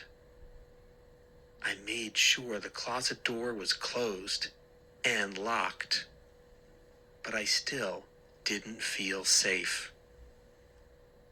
I had the terrifying feeling he could find a way out of the closet whenever he wanted. What would he do next? Was he wrecking Brandon's room to get me in trouble? I pressed my hands over my ears. The wind was howling like a wild animal now. My window pane rattled and shook. I kept glancing across the room to the closet door. I pictured it swinging open, and the dummy staggering out on its flimsy legs. That's crazy, I told myself. I shut my eyes tight, pulled the covers higher.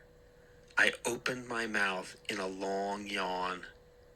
Yes, I was tired. I needed to sleep, but how could I shut off my brain? I kept thinking about the horrible things that happened to Brandon in his room. Even more horrible was the fact that my parents thought I did it. No one believed me when I swore it wasn't me. I admit it, I was hurt. It hurts to have your whole family think you're some kind of wacko criminal. Even Elena, even my best friend thought I did those awful things to Brandon. She even dreamed up some kind of crazy reason about how I was doing it for revenge. That hurts too, when your best friend thinks you're a liar. Mom always says I'm the sensitive one in the family. I don't really know what she means. I don't know if I'm sensitive or not, but I don't want my parents and my best friend to hate me and think I'm a total jerk. I jumped at a loud rattling sound. The closet door? No, just the wind banging the window pane. Maybe I should get rid of the dummy, I thought. It's only caused me trouble. I could put it in a big trash bag and drop it in a garbage can beside the garage. But what if it really is alive? That thought sent a hard shiver down my whole body. Even under the covers, I was trembling. I could feel my heart racing in my chest. I'll never get to sleep, I murmured to myself. I shut my eyes and listened to the howling wind. Silently, I started to count backwards from 1,000. I counted slowly, picturing each number as I counted it. Sometimes that helped clear my mind in the past. 997, 996. After a while, I drifted to sleep. But it must have been a very light sleep. The rattling sounds woke me 2 or 3 times. I pushed my head deep into the pillow, trying to drown them out. I slept a little more, and then I woke up totally alert at a different sound. A thud, a soft scrape, footsteps moving lightly past my bed. My breath caught in my throat. I suddenly felt cold all over. I raised my head and listened. I pressed my hands against the mattress and pushed myself up almost to a sitting position. The floor creaked under someone's footsteps. I squinted into the darkness toward the closet. Shadows moved across the floor. I heard a click, the click of the lock on the closet door. Shadows darkened as the door slowly slid open. I struggled to breathe. Shudder after shudder ran down my body. Too dark to see, no moonlight through the window. The closet door squeaked. I heard a soft thud from inside the closet. And then soft footsteps again, moving toward my bed. Someone walking very quietly, trying to sneak past. Shaking, I pulled myself higher. I turned to stand up, and the dummy's face burst up in front of me. Even in the darkness, I could see the glassy eyes set on me, and the grin, that evil grin. Slappy pushed his face up against mine and rasped in a cold, harsh whisper, "Don't mess with me, punk." Chapter 17, page 76.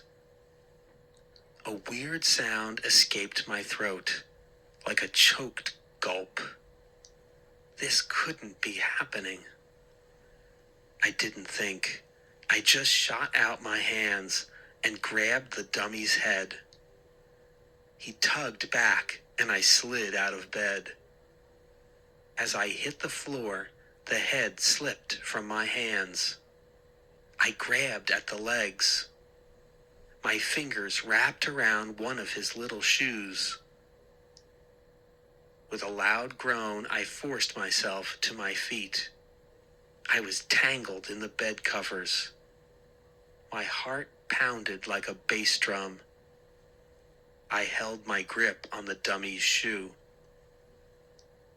reached out my other hand and clicked on the bed table lamp. I blinked in the flash of bright light, and then I screamed, "Brandon!" Brandon had hold of the dummy's waist. He was trying to pull Slappy away from me.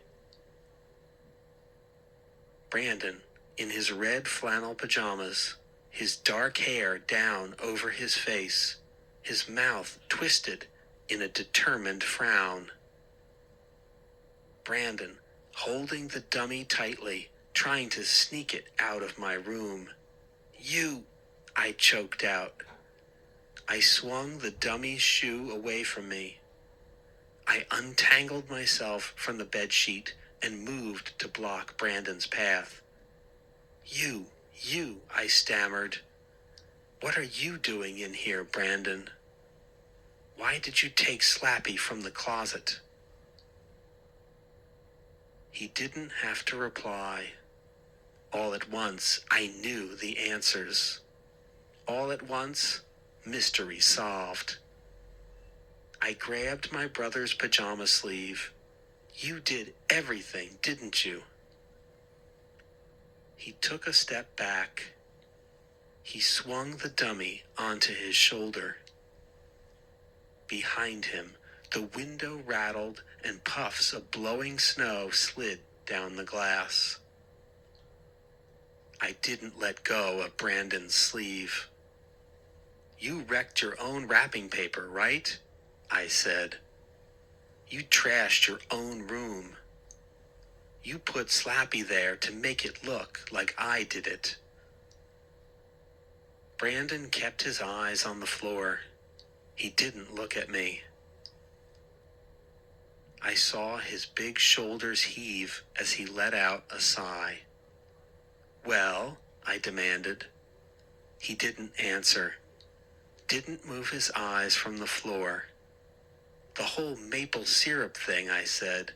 "That was you too, wasn't it?" I squeezed his arm hard. "Wasn't it?" I repeated angrily. Okay, he said finally. He pulled his arm away from me. He stuck his chin out, as if challenging me. Okay, you got me. "But why?" I said. "Why, Brandon? I don't get it. Why did you do all this crazy stuff?" He stared hard at me. "I just wanted to get the dummy out of the house," he said. "I wanted Mom and Dad to make you get rid of it." "Huh?" I cried. "You're so scared of it?" He didn't answer. You just want to scare me all the time," he stammered. "That's why you bought this dummy. So I wanted Mom and Dad to make you get rid of it." "But Brandon," I started. His shoulders heaved up and down. "You made fun of me, in front of Elena," he said. "And she laughed at me." "I'm sorry," I said, "but I wanted to pay you back," Brandon said, his voice trembling. "I wanted to get you in major trouble, so maybe next time." "You're sick," I said. "You're totally sick. Trashing your own room to get me in trouble? That's sick." He dropped the dummy onto the edge of my bed. Okay, you're right," he said. "I was mad. I didn't think it out. Sick," I repeated. "Please don't tell," he said. He brushed his hair out of his eyes. "I'm sorry, Ray. I guess I was just scared. Don't tell Mom and Dad it was me, okay?" I stared at him. My heart was still racing in my chest. I gazed at Slappy, sprawled face down on my bed. "Please?" Brandon begged in a tiny voice. "I'll never do anything stupid like that again. I swear." I stared at him. I had to admit I was impressed that the big scaredy cat had come up with such a bold plan. Okay, I muttered. I won't tell on you. He let out a long, shuddering sigh. I won't tell on you, but I'm going to do something even scarier. Brandon gasped. Like what? I'm going to bring Slappy to life for real, I said. No, please. Brandon grabbed my shoulder and squeezed it. Please, don't do it, Ray. His eyes bulged. He was really scared. I didn't care. Beg all you want, I said. You did some sick, crazy things to get me in trouble. Now, you have to pay. He clasped his hands together like he was begging. I grabbed Slappy and rolled him onto his back. His eyes gazed blankly up at the ceiling. I pulled the sheet of paper from the jacket pocket, unfolded it quickly, and I shouted out the strange words. Karu Mario Dona Lomo Molono Carano. Now watch, I said. Chapter 18, page 81. Nothing happened. Brandon and I froze. Brandon's mouth hung open. I held my breath. We both stared hard at the dummy. The strange words repeated in my ears. I imagined Slappy twitching to life, the skinny arms and legs sliding against the bedspread, the painted grin growing wider, the glassy eyes blinking. It would be amazing, but no, the dummy didn't move. Of course not. Crazy things like that don't happen in real life. Brandon's laugh broke the heavy silence. It's just a joke, he exclaimed. He grabbed the paper from my hand and glanced at the words. Then he balled the paper up in his hands and tossed it to the floor. It's just a dumb joke, Ray, he said, and you fell for it. He picked the dummy up and shook it in my face. You fell for it, Brandon said, shaking his head. Who's the dummy? Who's the real dummy, Ray? Go back to bed, I said angrily, or else I'll tell Mom and Dad what you did. No problem, Brandon said. He tossed the dummy at me. The wooden head clonked my forehead. The dummy fell into my lap. I'm not even scared of that thing anymore, Brandon said. He stomped back to his room. I rubbed my forehead. Then I picked the paper off the floor, folded it, and stuffed it back into the dummy's jacket pocket. I carried Slappy to the closet and shoved him behind a pile of dirty clothes. I closed the closet door behind me and crept back to bed. The Slappy mystery was solved. I breathed a long sigh. No more problems with the dummy. Wrong again, Ray. Wrong again. Where's my ribbon? I can't find the ribbon, Mom shouted from across the dining room. Dad, Brandon, and I were in the kitchen. We were stuffing presents into shopping bags. I think you used it all, Dad called to her. Why do you need ribbon? I have one more package to wrap, Mom shouted. Oh, here it is. I was sitting on it. We were already late to Elena's house.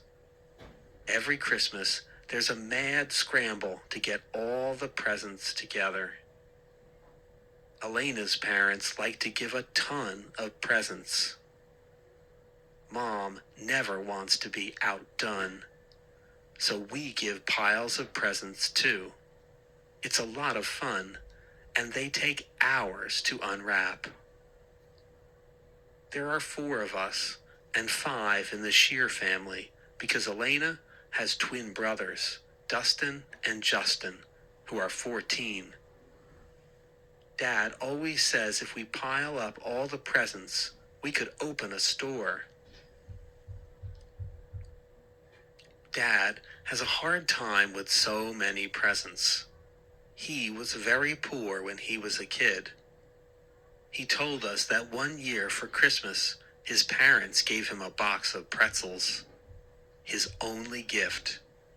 He thinks we should be happy with a box of pretzels. Mom tells him to get over himself. She came into the kitchen, all ready in her coat. She dropped the last glittery present into a shopping bag. 4 full bags this year, Dad said, shaking his head. Think it's enough? Mom pinched his nose. Don't be a Grinch. Let's go. We're late. We were supposed to be there at 7:30. I pulled on my parka and slid the hood over my head. Brandon struggled to zip his down coat. The zipper always gets stuck. We each carried a bulging bag outside. It had snowed for most of the afternoon, and the front yard was covered with 3 or 4 inches. A bright half moon made the snow gleam like diamonds. The snow made nice crunchy sounds as we walked down the driveway. Elena's house is only 2 blocks away. No one had shoveled the walks. The street, the sidewalks, all the front yards were covered in sparkly white. Mom and Dad always walk fast. I had to jog to keep up with them. I heard Brandon's heavy, crunching footsteps behind me. Elena's house was brightly lit. Mr. Shear had strung pale blue lights in the tall evergreen shrubs on both sides of the front stoop. A big wreath hung in the front window. We stamped our boots on the front stoop. I rang the doorbell. I could hear voices inside and loud music. The door swung open. Elena poked her head out. She had a red and green Christmas ribbon in her hair. "Hey, you're here," she cried. "Merry Christmas." We all started talking at once. Elena stepped back to let us in, but then she stopped.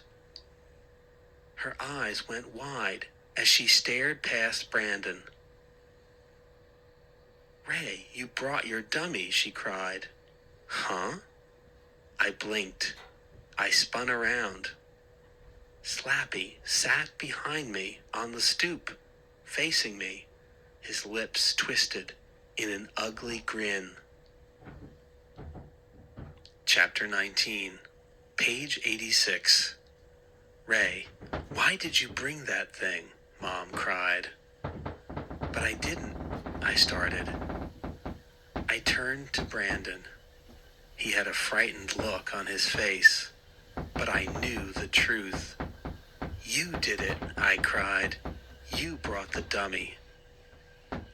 He shook his head. His dark hair fell over one eye. "No way." "I thought we were done with the dummy thing," I shouted. "Remember? I tried to bump Brandon off the stoop with my chest, but the big hulk didn't budge." "I didn't bring it," he whined. "I swear." "What's up, guys?" Mr. Shear poked his bald head out the door. Why is everyone on the stoop? Am I missing something? The boys can't stop arguing over that stupid doll, Mom said. I don't know why they brought it, Dad added. They're always fighting over it. Then everyone started talking at once. We stepped into the house, arguing and bumping each other.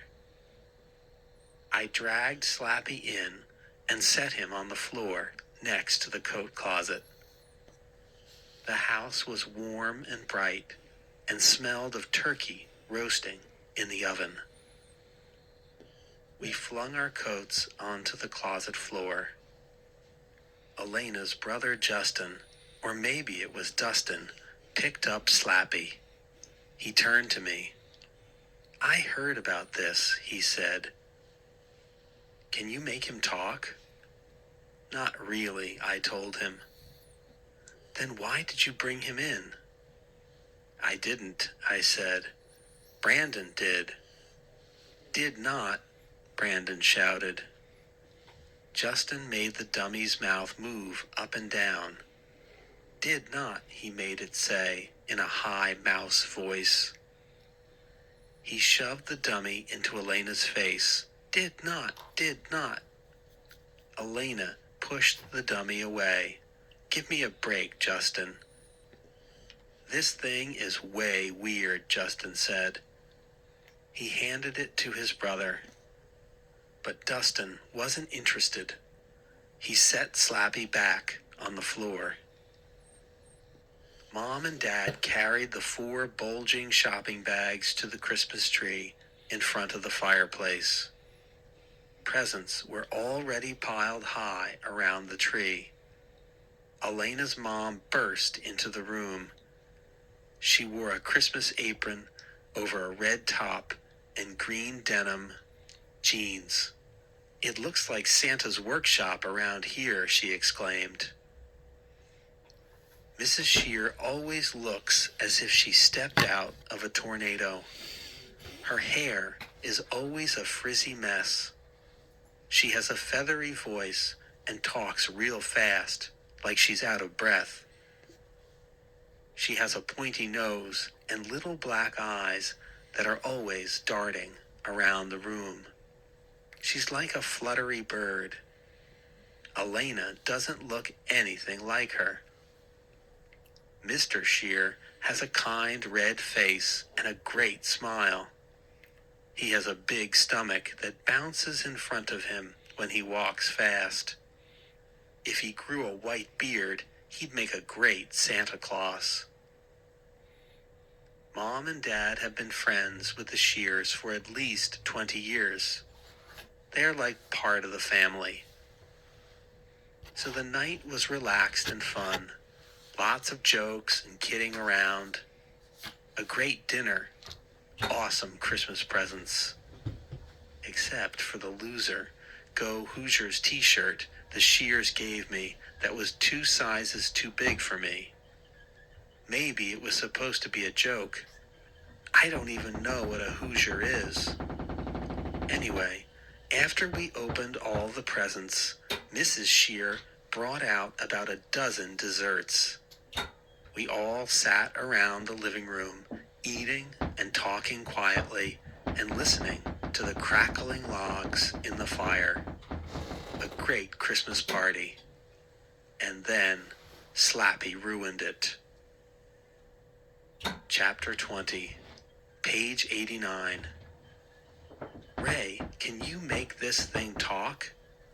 Mr. Shear held Slappy up by the arms. No, not really, I murmured.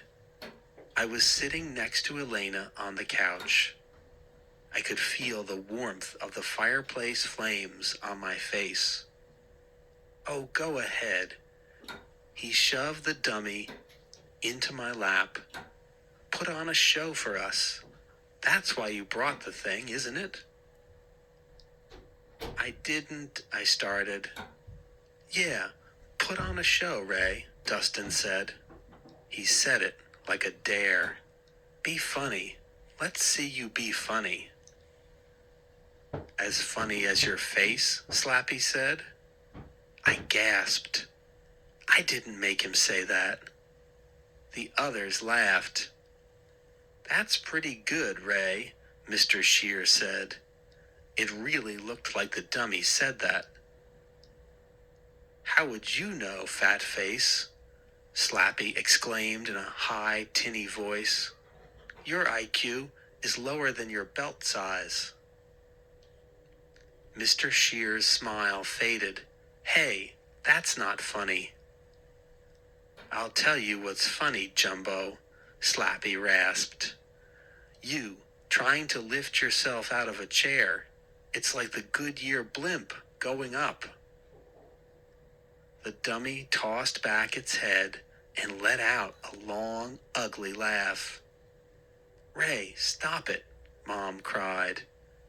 Why are you saying those awful things? Apologize to Daniel, Dad said. I'm sorry you're such a fat, disgusting cow, Slappy exclaimed. Mom and Dad both gasped. Mr. Shear's face turned purple. Across the room, I saw Brandon studying me. He was trying to figure out what was going on. Elena scooted away from me on the couch. Ray, she whispered, what are you trying to prove? I didn't say those things, I cried. The dummy did. I swear it, the dummy did. I tried to toss Slappy off my laps, but his legs tangled around my arms. The twins were the only ones laughing. Dad jumped up and started angrily across the room toward me. Apologize, he said. Make the dummy apologize and say something nice. That was a great dinner, Slappy said. Remind me to throw up later. Elena's mom shook her head. Why are you so rude tonight, Ray? Why are you so ugly? Slappy rasped. I didn't say that, I cried. I jumped to my feet. I tried to hand Slappy to my dad, but I couldn't untangle him from my arms. Ray, stop, Elena pleaded. Stop saying those horrible things. It's not as horrible as your breath, Slappy screamed at her. You smell like something I stepped in on the way over here. Elena gasped and jumped to her feet. She balled her hands into tight fists. Why are you being so stupid? You're so stupid you have to study up before you can burp.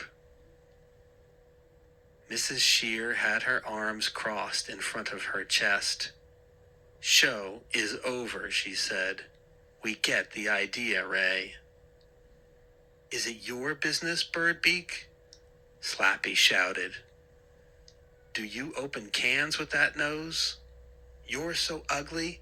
When you were born, the doctor slapped the wrong end. Enough, enough, Mom cried, tearing at her hair. But I'm not doing it, I screamed. You've got to believe me. Give me that dummy, Dad growled. He reached out both hands for it. I tried to hand him over. My whole body was trembling. My heart pounded in my chest. I pushed the dummy toward my dad. And then I saw it happen, like in slow motion. The dummy's heavy wooden hand swung back, as if he was moving it on his own. The hand pulled back, and then came flying forward. The dummy's hand swung into my dad's forehead. I heard a loud clunk as he gave my dad a solid blow on the left temple. Dad's eyes went wide. He let out a groan. His body folded up and he slumped to the floor at my feet. Chapter 21, page 93. Everyone screamed and cried out and went crazy. Mom dove to the floor beside Dad. The others huddled around them. I tried to toss Slappy away, but he swung his fists wildly again. I lost my balance and went stumbling across the room. The dummy tossed back his head and uttered his ugly laugh.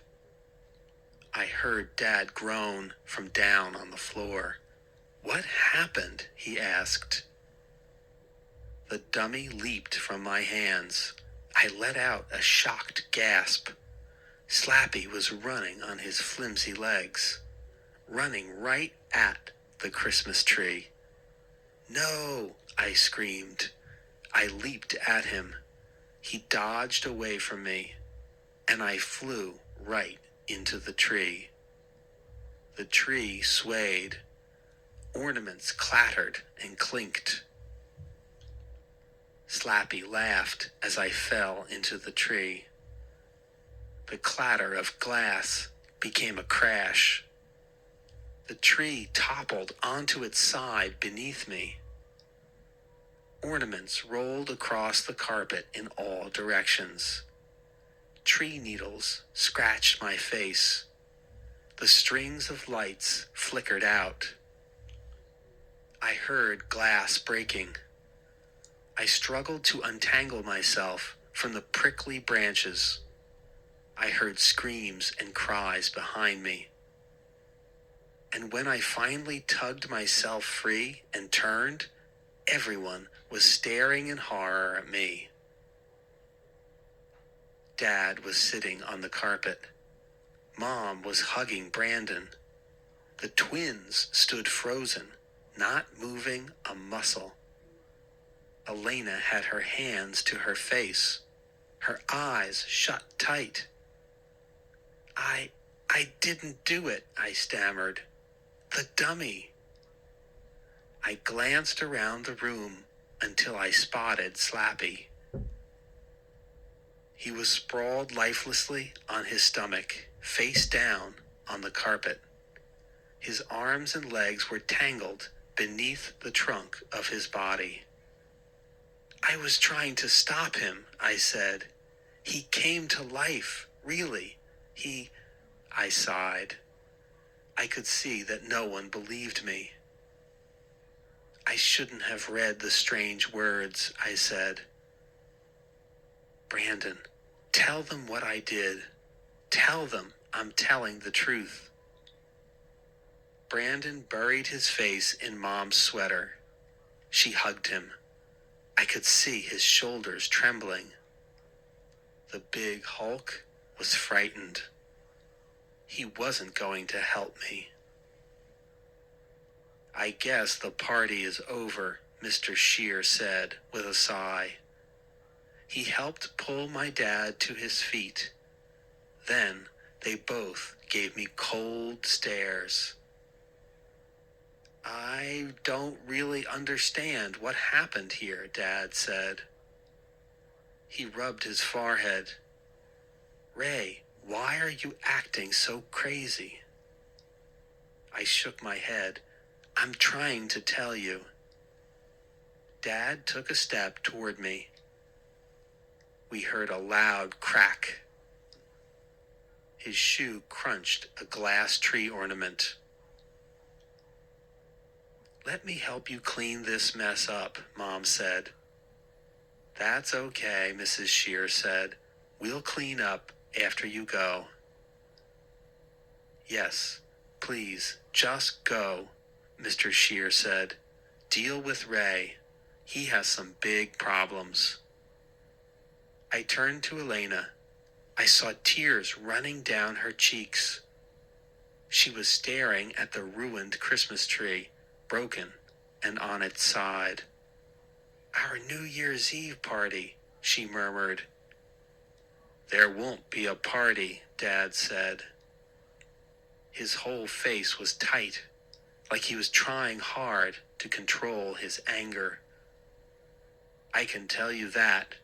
Ray won't be going to any parties until he can explain what came over him tonight. Mom was still holding on to Brandon. She shook her head sadly, gazing at the mess. Like a wild animal, she muttered. Ray was like a wild animal.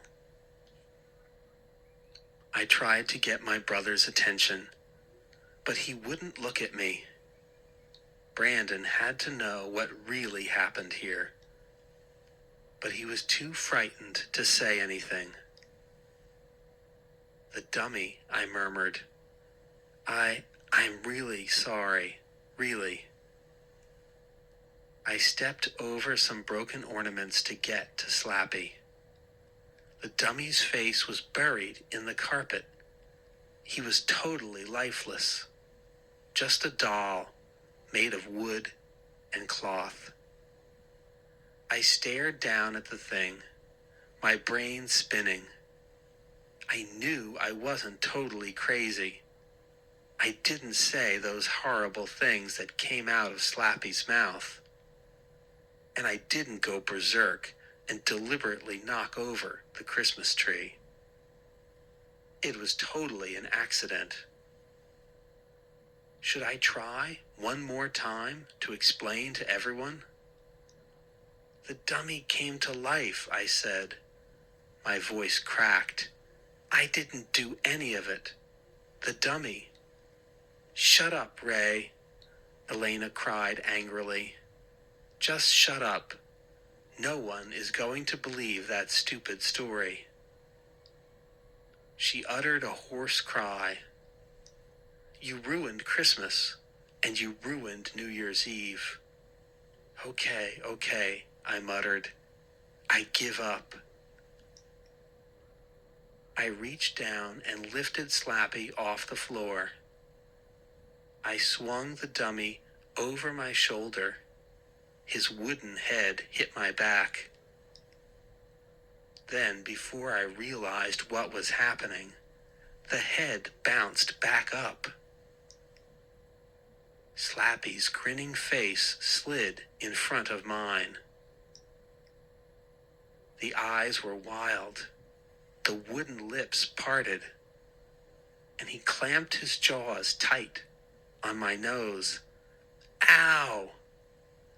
I howled in pain. The wooden mouth tightened over my nose. I gripped the dummy by the waist and tugged. I tried to pull him away to free myself. But the wooden lips clamped tight like pliers. Pain shot down my face, my neck, my entire body. I screamed again. Help me. He's got my nose. Help me, please. It hurts. It hurts so bad. Chapter 22, page 98. Stop it, Ray, Mom shouted. You're not funny. Haven't you done enough damage tonight? Dad demanded.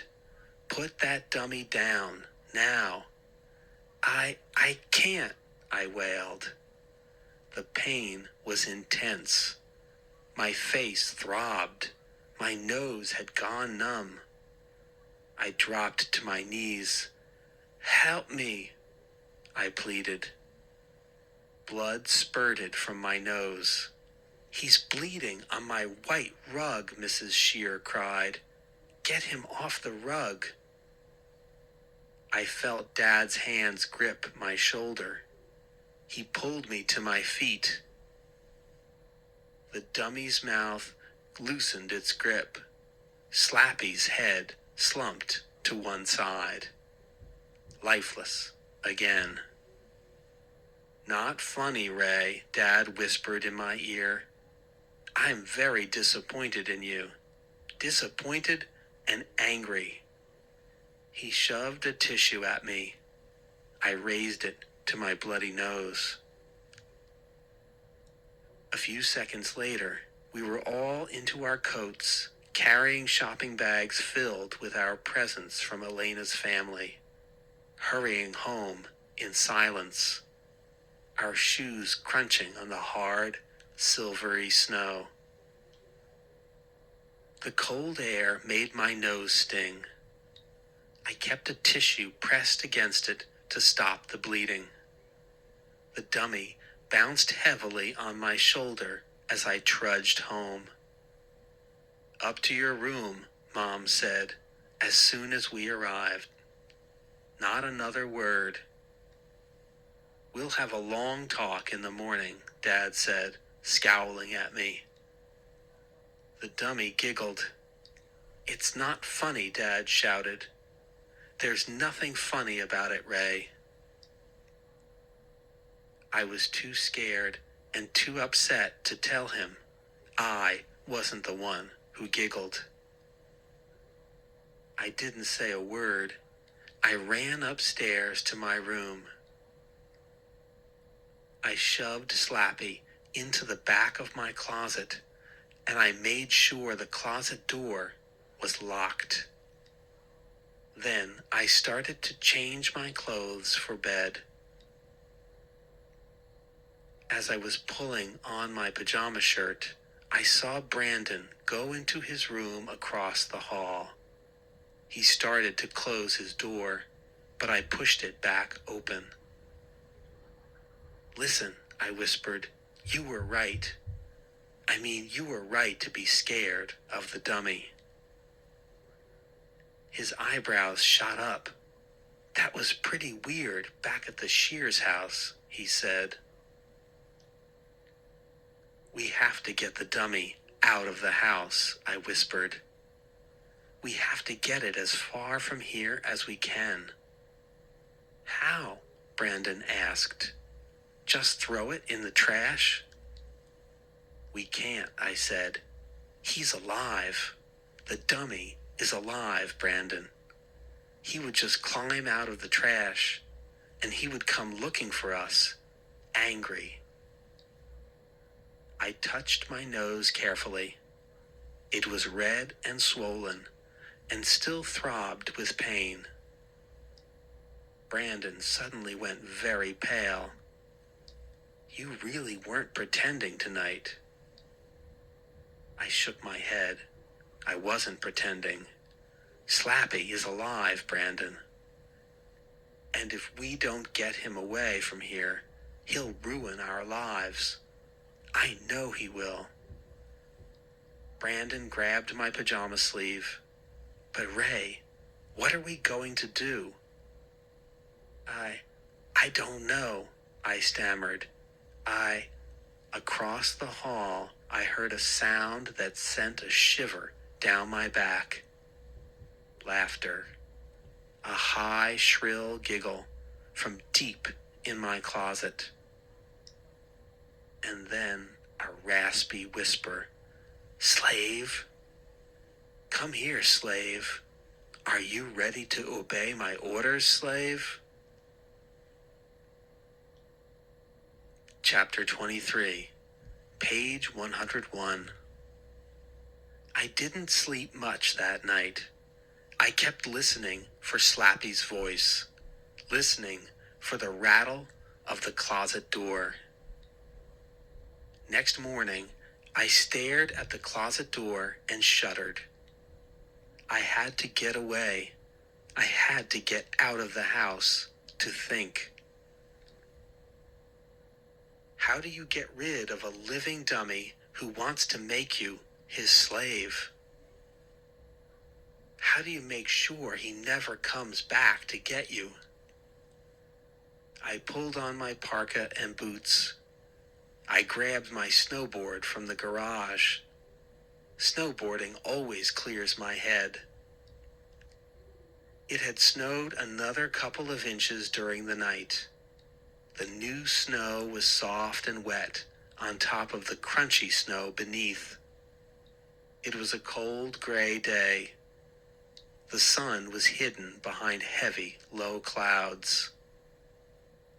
Some of my friends liked to snowboard on a steep hill at the end of our street. I was half a block away when I heard a thwack and felt a sharp pain in my shoulder. I spun around. Snow flew around me. It took me a few seconds to realize I'd been hit by a snowball. Elena stood a few feet away, rubbing snow off her red wool gloves. She had on a maroon down coat that went past her knees, with the hood pulled over her head. "You jerk," she shouted. She scooped up snow and tossed a big handful into my face. "Hey, give me a break," I started. "You jerk, you ruined everything," she screamed. Her breath puffed up in front of her. She heaved another handful of snow. I ducked under it. "It wasn't my fault, Elena," I cried. "You ruined Christmas, and now you're ruining New Year's Eve for everyone," she cried. "Now there's nowhere for everyone to go." "Maybe my mom and dad will listen to reason," I said. "My parents think you're crazy," she cried. "They think you should be locked up. Why did you say those horrible things about them?" "I didn't," I told her. "The dummy." She rolled her eyes. "Yeah, sure, Ray. You said the magic words and the dummy came to life. That's not crazy or anything. That happens all the time, right?" "Being sarcastic isn't going to help," I said.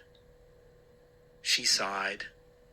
Then she kicked a wave of snow onto my jeans. "I don't get you, Ray. Goodbye. Have a nice life." She spun around and stomped away. "Hey, Elena, wait." She didn't turn back. She was swinging her arms and walking fast.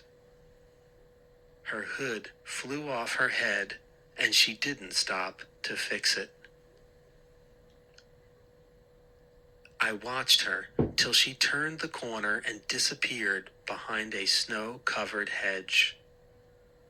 I heaved my snowboard to the ground and gave it a hard kick. I wasn't angry at the snowboard, and I wasn't angry at Elena. If I was Elena, I wouldn't believe me either. I didn't feel like meeting up with my friends anymore, and I wasn't in the mood to snowboard.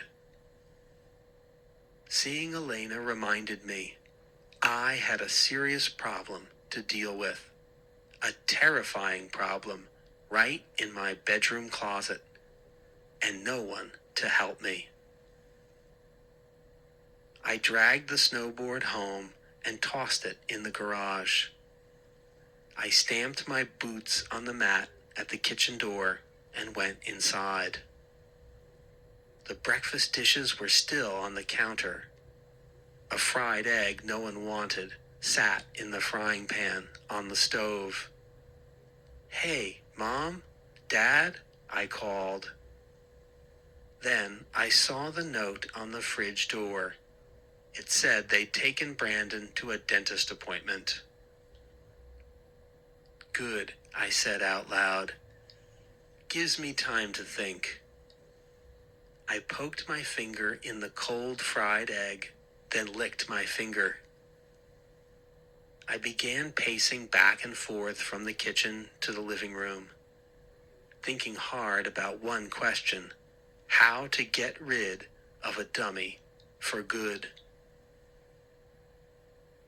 When the front doorbell rang, I let out a startled cry and jumped into the air.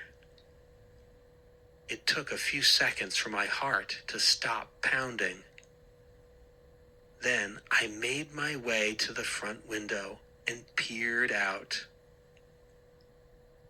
A tall, thin man with curly red hair poking out from a red and blue Red Sox cap stood on the front stoop. He wore a plaid jacket over baggy brown cargo pants. He turned, and I saw a small, coppery mustache beneath a pointy nose. He pushed the doorbell again. I pulled the front door open a crack and poked my head out. A gust of icy wind nearly blew the door back in my face. "Hello? Can I help you?" I asked. He smiled at me and adjusted his baseball cap. He gazed at me with bright green eyes. "I think you have something that belongs to me," he said. Chapter 24, page 105. "Yes," I cried. "Awesome."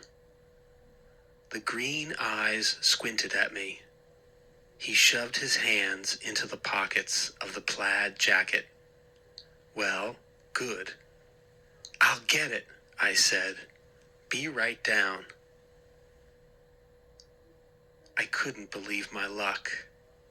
There I was, pacing back and forth, thinking as hard as I could, and coming up with nothing. And then, here's this stranger in a Red Sox cap at the front door, ready to rescue me from the evil dummy. What incredible timing! With the dummy gone forever, my life would return to normal. And maybe if I apologized to everyone all over again, Mom and Dad would let me have the New Year's Eve party. And Elena and everyone else would be so happy. Sweet. I practically skipped upstairs and across the room. I turned the lock and pulled open the closet door. The dummy was sitting straight up with his back against the closet wall. Not where I left him. I had tossed him face first on a pile of shirts. He had definitely moved. It gave me a shiver of fear as I reached to pick him up. "You're going away from here," I said, "for good." He didn't move. I grabbed him by the waist and pulled him up with one hand. His body slumped limply. His head bumped the floor hard as I dragged him from the closet. I let his head bump the stairs all the way down. Thump, thump, thump. I wanted to laugh. I wanted to scream and jump up and down and do a crazy dance. My life was about to return to normal. I raised the dummy and held him under the armpits of my jacket. The head bobbed lifelessly on his shoulders. I trotted to the front door and shoved Slappy at the red-haired man. "Here," I said, "take it, and thank you." The man's eyes went wide. He took a step back. He didn't reach for the dummy. "That's not mine," he said. My mouth dropped open. The dummy nearly slipped from my hands. "Excuse me?" I uttered. "That dummy isn't mine," he repeated. He adjusted the baseball cap over his forehead. "I came to pick up Robbie." "Robbie?" I squeaked. "My dog," the man said. "Isn't this 127 Beechnut?" "No," I said, "it's 227. The man shrugged and gave me an embarrassed smile. "So sorry." Wrong house. He shuffled off the stoop and hurried toward the corner. I let out a long sigh. Slappy suddenly felt heavy in my arms. He slipped to the floor, but he didn't collapse or fold up. He stood on his little brown leather shoes. His hands shot out stiffly at his sides. He raised his grinning face at me and began to laugh. A stab of fear made my chest hurt. I gasped and made a two-handed grab for him. Still laughing, he dodged away. The dummy spun quickly and ran into the living room on his spindly legs. "You can't get rid of me, slave." His voice was hoarse and tinny from somewhere deep in his chest. I dove at him, grabbed for him again. He scampered away to the other side of the low coffee table. "Don't try to lose me again, or you will pay," he screeched. "This can't be happening," I cried. "You can't be alive. What do you want? What do you want?" "You will do as I say," he rasped, eyes darting from side to side. "This house will be mine. If you want your family to survive, you will obey my every wish." "No way." I tried to sound angry and tough, but my voice cracked on the words. "You're going back in the closet. Then you're going far away from here." "I don't think so," Slappy snapped. His wooden hands wrapped around the blue fan-shaped vase on the coffee table. He raised the vase over his head. A wave of panic tightened my throat. "Put that down," I gasped. "That was my great-grandmother's. It's very valuable." "Are you going to play ball with me?" Slappy cried. "No way," I said. "Then I'm going to play ball with you," he shouted. "Catch!" He pulled his arm back and heaved the vase across the room. "No!" I let out a scream of horror, raised both hands to catch it. The vase bounced off my chest, knocked my breath out. As I started to choke, it crashed onto the top of the coffee table and shattered into a dozen jagged pieces. "No! Oh no!" I heard a cry behind me. Still struggling to breathe, I turned and saw Mom, Dad, and Brandon standing at the living room doorway. All three of them had looks of horror on their faces. "Grandma Rose's vase," Mom cried. She pressed her hands to her face. "I don't believe it." "Ray, that vase was precious," Dad said angrily. "What happened?" My whole body shook. I turned to the dummy. Slappy lay limply on his back, under the coffee table. "The dummy did it," I screamed. "Really, the dummy did it." Brandon hugged himself. He kept his eyes on the floor. Mom and Dad stared at Slappy, a lifeless wooden dummy. Dad moved to the coffee table. He bent down and picked up a few jagged pieces of blue porcelain. He sighed and shook his head. "It can't be repaired. It's ruined." From under the coffee table, Slappy let out a loud giggle. "It's not funny, Ray," Mom shrieked. "Why are you laughing? Have you gone totally crazy? Do we have to take you to a doctor?" Before I could answer, Slappy giggled again. Chapter 25, page 111. I spent the rest of the day in my room, grounded, for life probably. Dad took the dummy and hid it away in the garage. Brandon avoided me. He stayed in his room doing an origami project. Elena didn't call or text me. I guess she was still angry. It snowed again that night. The next morning, Dad told Brandon and me to shovel the driveway.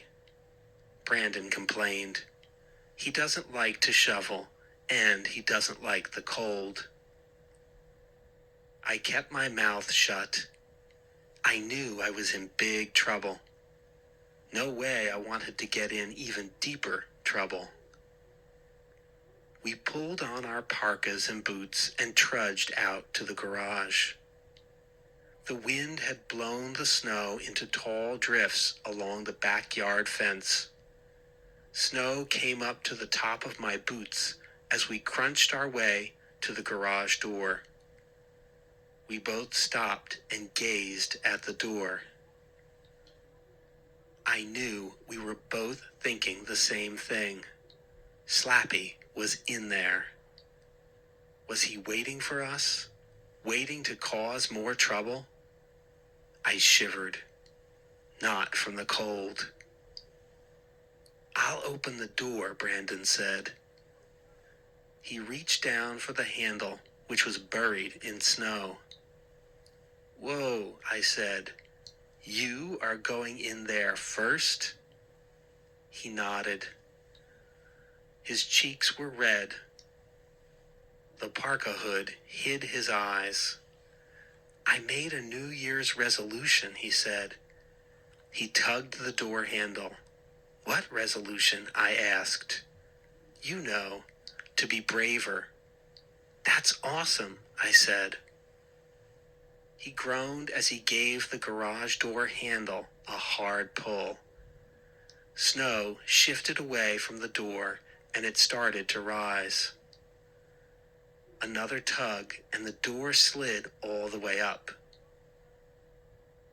Brandon and I both screamed when we saw Slappy standing right in front of us. His glassy eyes seemed to glow. An evil grin spread across his wooden face.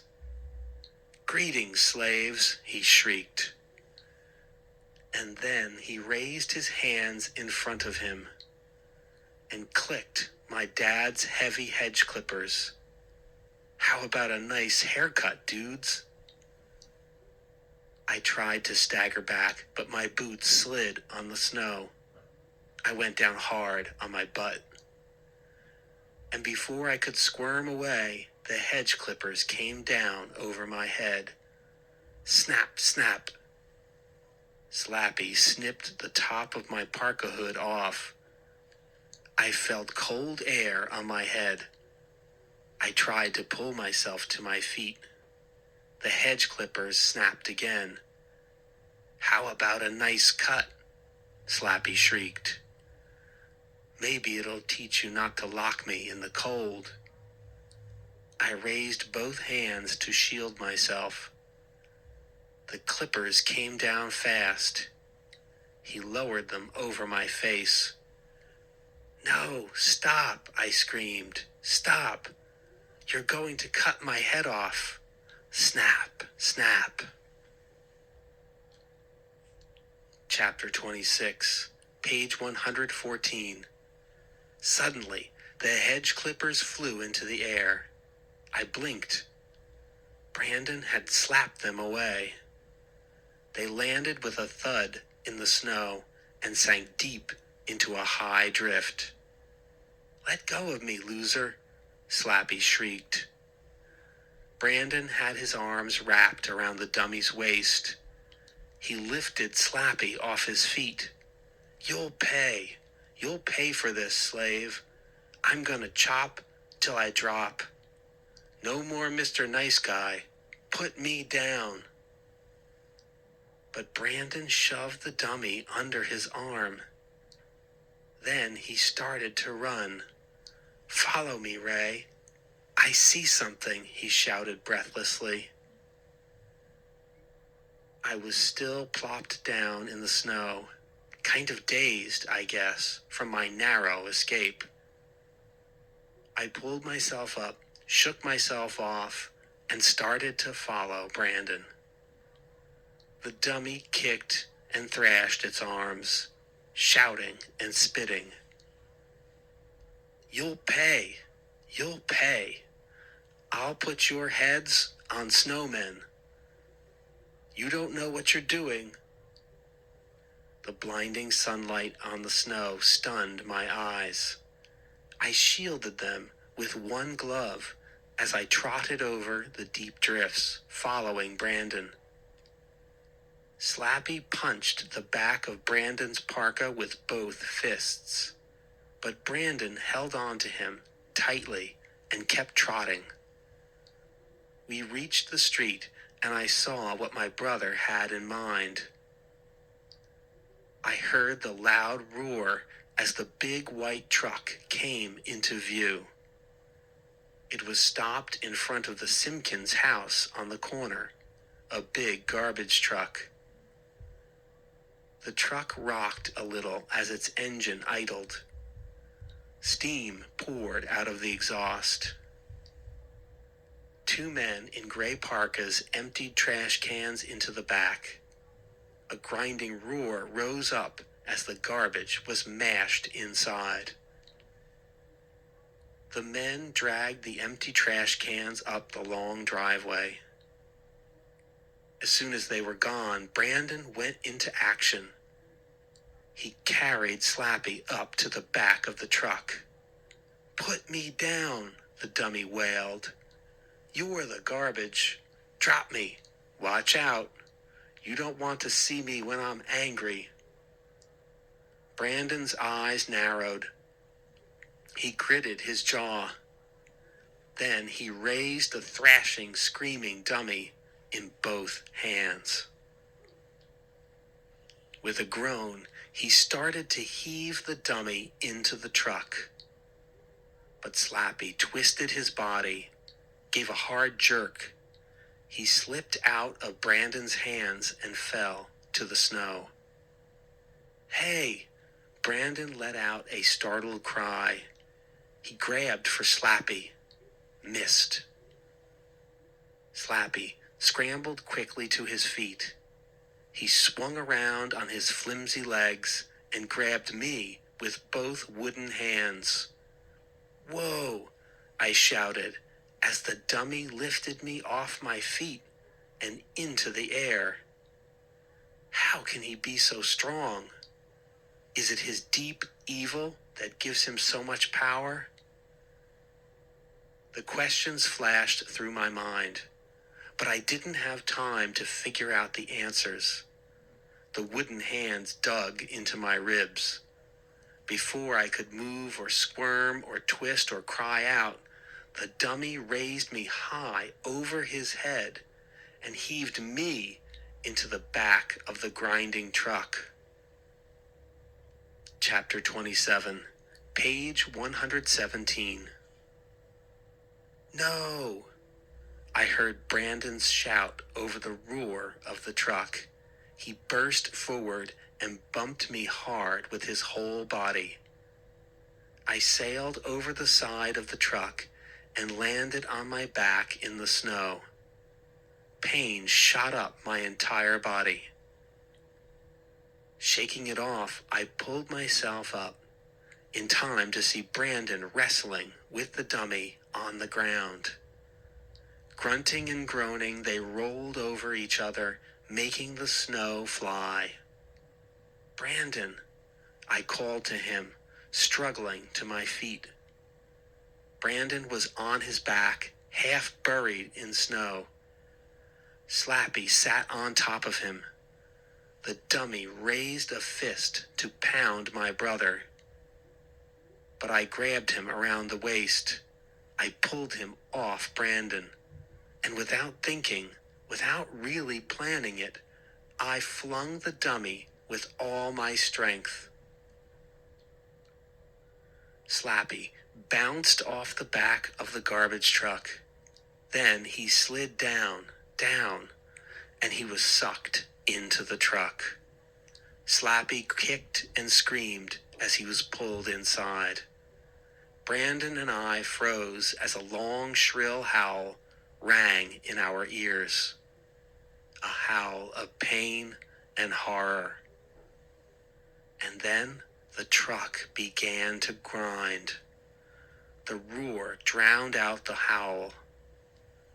I shut my eyes and pictured the dummy, the wood, the cloth suit, jacket, and pants, the little shoes, all ground to wood shavings and bits of cloth, mixed with the disgusting garbage.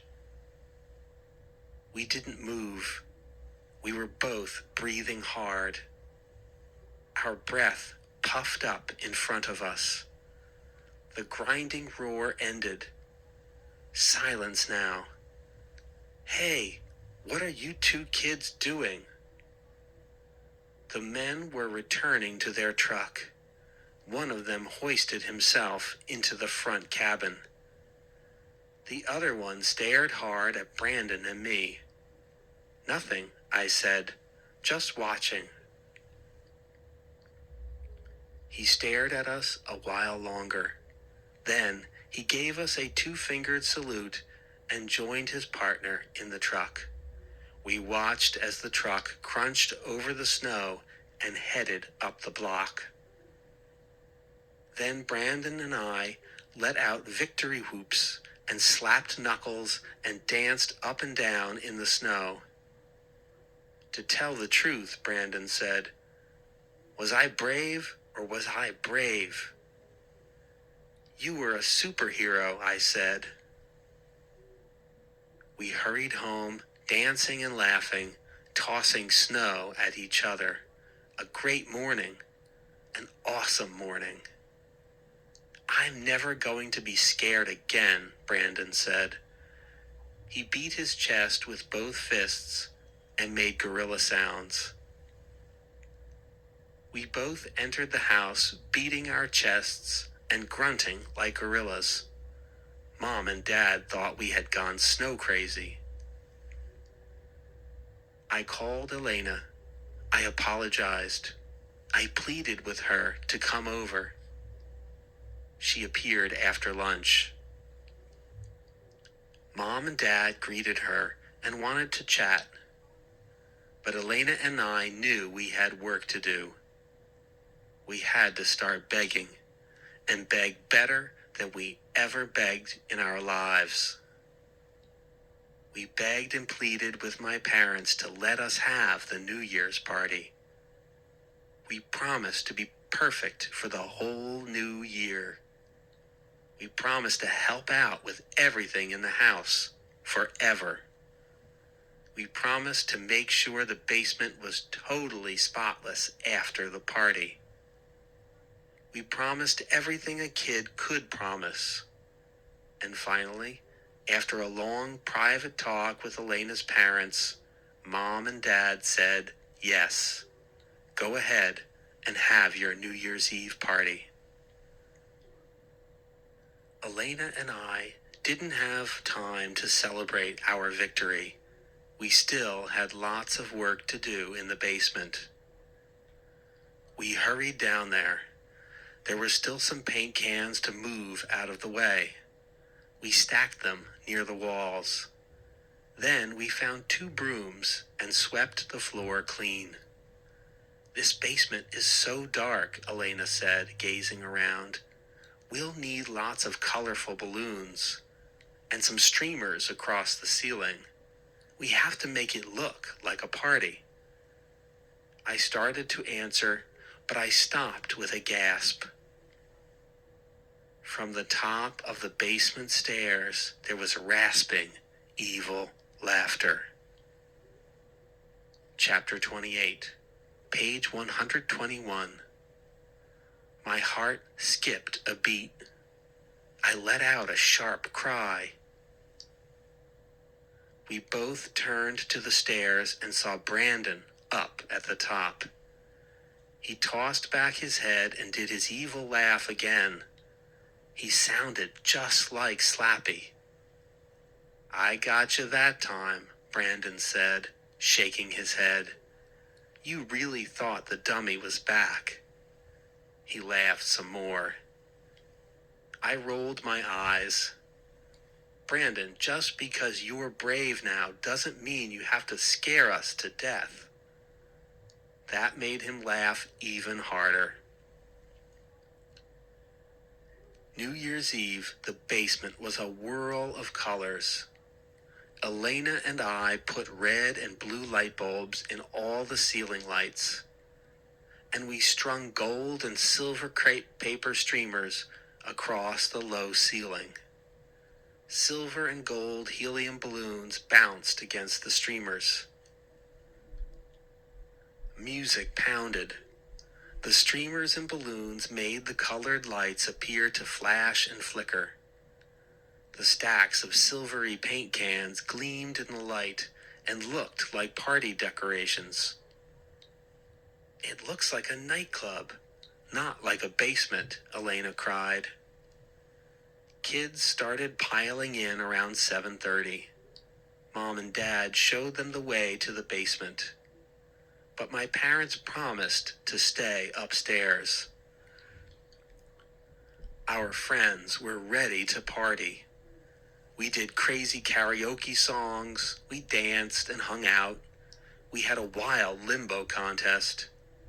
Someone found a beach ball, and we had an insane volleyball game with paint cans as the net. We gobbled pizza and big bowls of chips. Elena and I kept congratulating each other.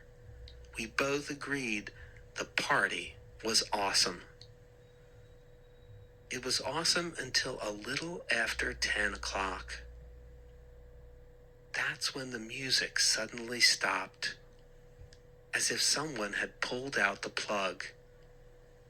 And in the sudden silence, hideous, evil laughter rang out from the top of the basement stairs. I had a mouthful of chips. The ugly laugh made me spit them all over the floor. I spun around and shouted, "Brandon, not funny." The light was dim at the top of the stairs. I heard a step creak and saw thin legs walking down slowly, one step at a time. "Oh, what's that smell?" someone shouted. A sharp, putrid odor floated over the basement. Kids held their noses. "Slappy," I gasped. He stopped halfway down the stairs. His gray suit was shredded. His shoes were gone. His head and shoulders were covered in scraps of garbage. "Slappy New Year," he screamed at the top of his lungs. Kids gasped and cried out. A wave of fear swept over the room. My whole body shuddered. How could he be back? What did he plan to do? That dummy, it's talking," someone stammered. Everyone started talking at once. "Is it real? It's walking by itself. Who's making it talk? Is someone inside that thing? Is it a robot? Ray, is this a joke? Are you trying to trick us?" I didn't want to answer. I knew it wasn't a joke. Slappy lowered himself another step. Another. He took a few staggering steps across the basement floor. The odor from the garbage made my eyes burn. Garbage scraps fell off him as he limped forward. His evil eyes focused on me. "You didn't invite me," he rasped, "so I thought I'd crash." He lifted a gallon can of paint off a stack. Then he swung his arm hard and sent the can sailing. It crashed against the wall, and the bright yellow paint spewed out in a geyser. Oh no!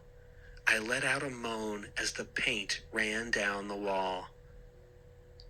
And before I could move, Slappy had another can open. He jerked it forward in both hands and sent a thick wave of blue paint over 3 girls who were standing nearby. They screamed as the paint swept over them. It splashed on their hair and ran down their faces. Kids were screaming now, backing away, looking for hiding places. "It's alive," a girl cried. "It's alive! Alive! Alive!" She couldn't stop screaming. Elena gasped in horror. She turned to me. "Is this really happening?" I nodded. Slappy staggered to a wall of paint cans.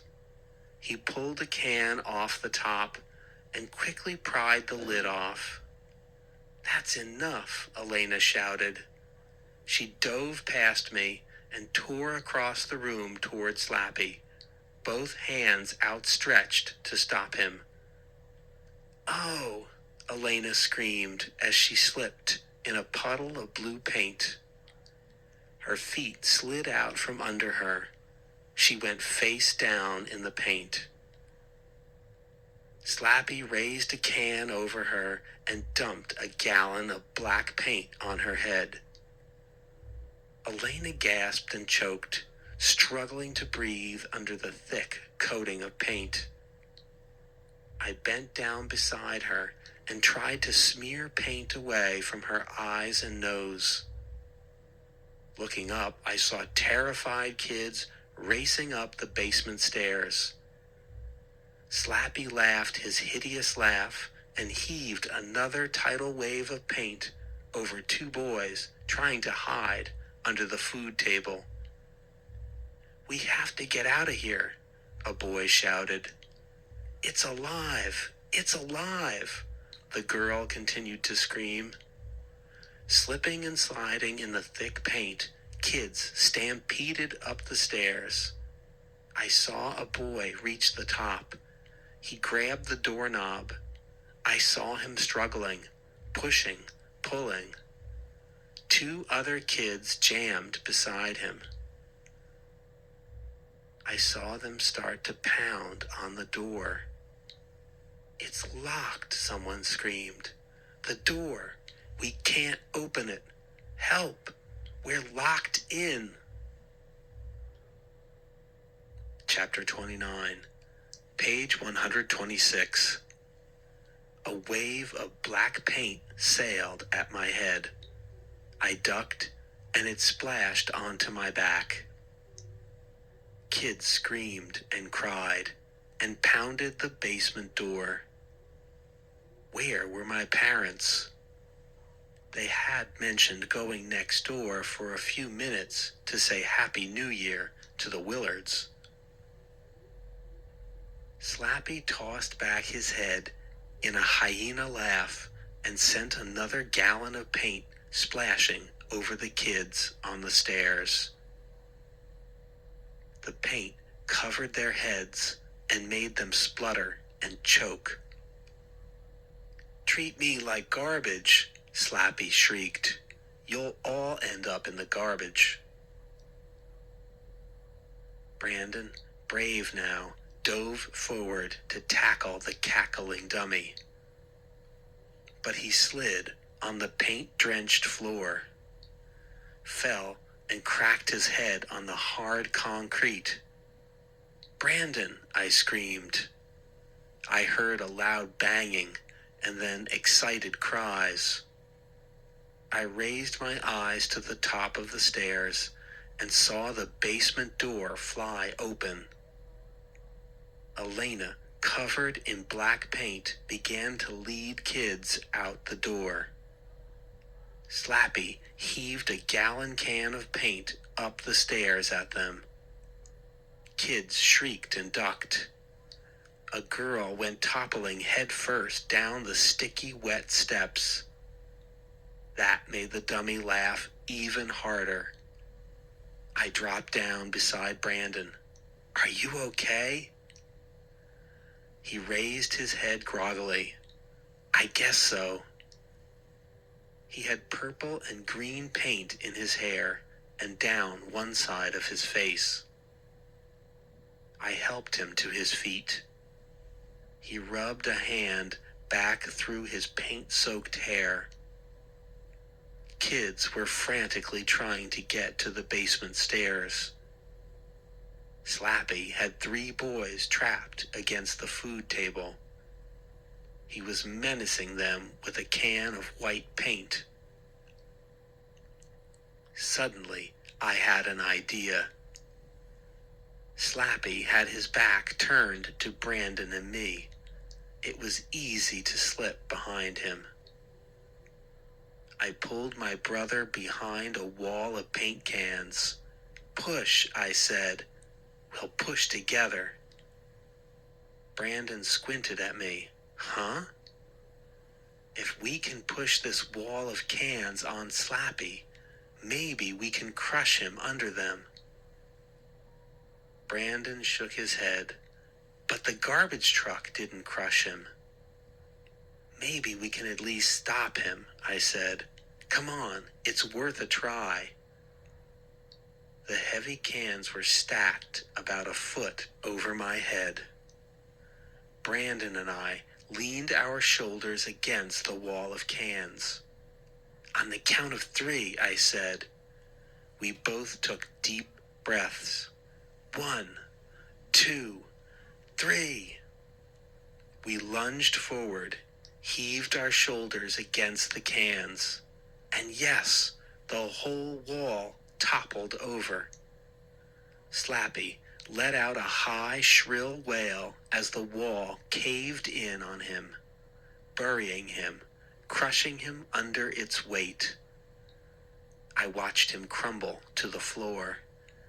The paint cans thudded on top of him. He disappeared beneath them. Silence now. Brandon and I stood together, staring at the pile of paint cans. Did we really defeat him? Chapter 30, page 129.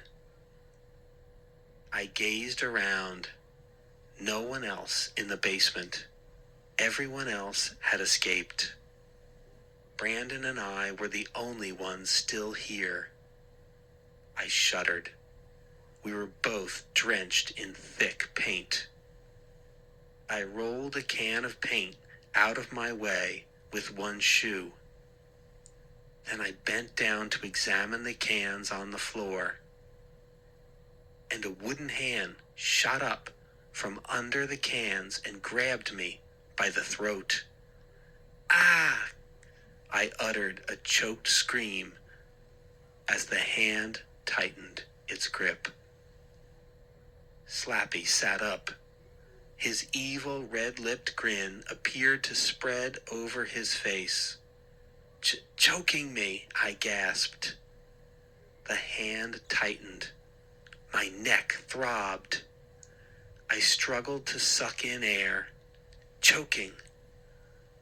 The dummy grinned at me. I tugged hard, pulled back with all my might. But Slappy had evil strength. I couldn't free myself from the hard wooden hand.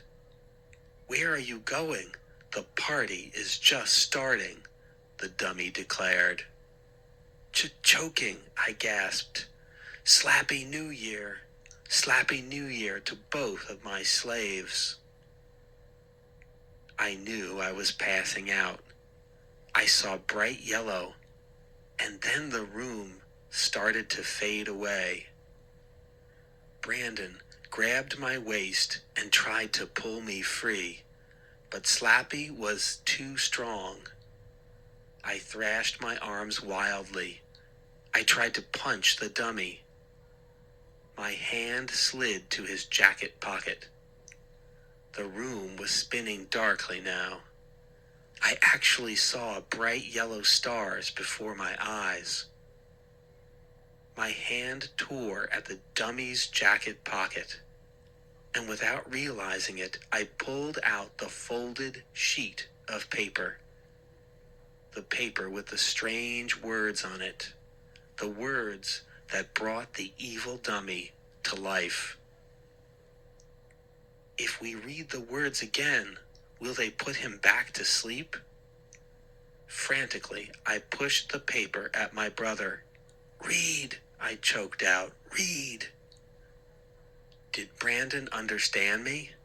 Yes. He grabbed the paper from my hand. His fingers struggled to unfold it. The room spun. The bright stars swam in front of me.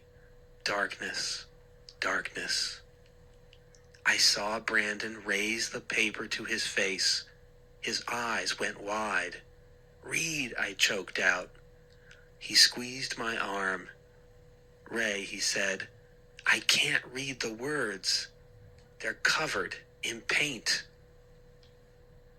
Chapter 31, page 132. Slappy tossed his head back and laughed. "Losers." He let go of my throat and made a grab for the paper.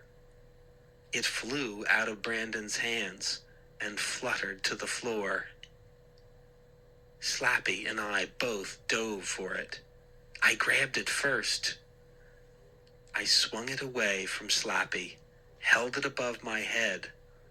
Light from the ceiling poured through the paper, and I realized I could see the words through the paint. Karu, Mari, Odona, Loma, Molonu, Karano.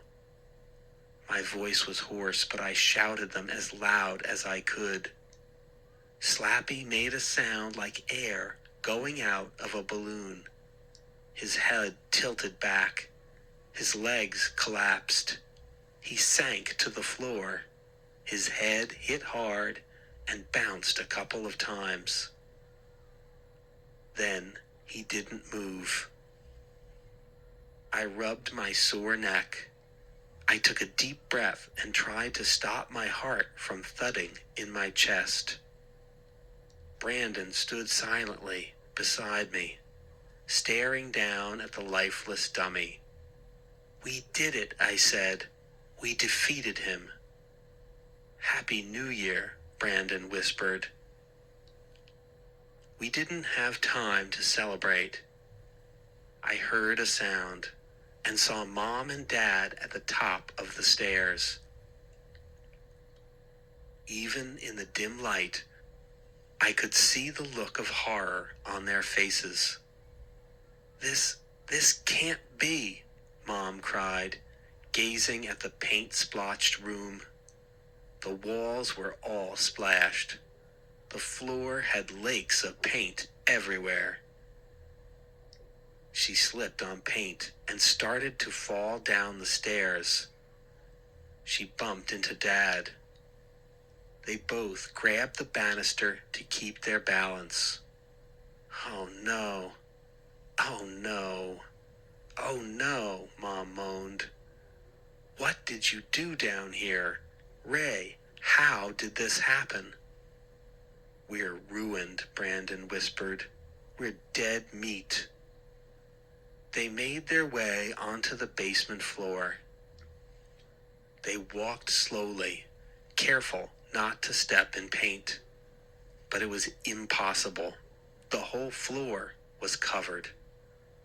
"Where are the other kids?" Dad demanded. "How did this happen?" I glanced at the dummy sprawled on the floor. "The party just got out of control," I murmured. "I'll clean it all up, Dad. I promise. I'll stay down here till the basement is perfect again." "All this paint," Mom muttered, shaking her head. "All this paint everywhere. It's impossible. It can't be." Mom and Dad gazed around the basement, muttering to themselves and shaking their heads. Finally, Dad said, "We can clean it up." "I guess," Mom murmured. "Let's give the kids a break," Dad said. "It's New Year's." "Yes, Happy New Year," I cried. Were we actually getting away with this? "Happy New Year," Brandon joined in. We all cheered, and actually there was a lot to cheer about. The evil dummy had been put to sleep, and we had thrown a New Year's Eve party no one would ever forget. The next morning, Brandon, Dad, and I cleaned up the basement the best we could.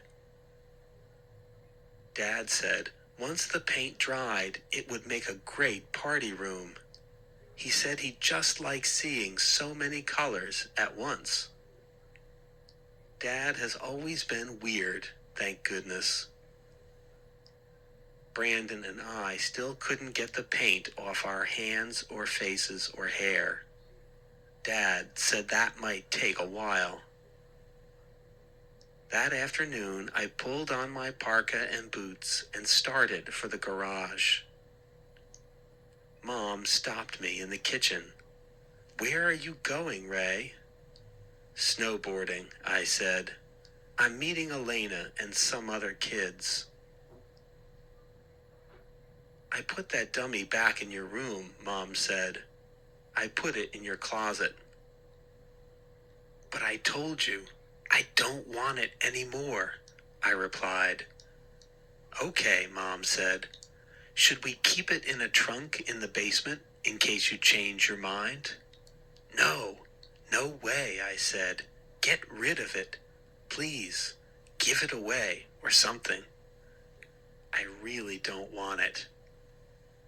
"I found a sheet of paper with the dummy," Mom said. "It had the strangest words on it. Very hard to pronounce." "Pronounce?" I gasped in horror. My whole body went cold. "Mom," I cried, "you didn't read those words out loud, did you? Mom, did you? Did you? Did you read the words out loud?" Epilogue, page 139. I tore off my parka, tossed it on the floor, and ran up to my room. I expected to see Slappy standing in the doorway, ready to pounce at my throat. I stopped at the landing and listened. Silence. I crept to my room. No, he wasn't standing there. My skin tingled with fright. Where was he hiding? I gazed all around the room. Everything was just as I'd left it. My paint-stained clothes from the party were still in a heap on the floor. I crossed to the closet. Mom said she'd put Slappy in there. I gripped the closet doorknob. Should I open it? A chill ran down my back. I took a deep breath and swung the door open all the way. I squinted into the dark closet. My eyes glanced over the piles of t-shirts and sweaters and jeans on the shelves.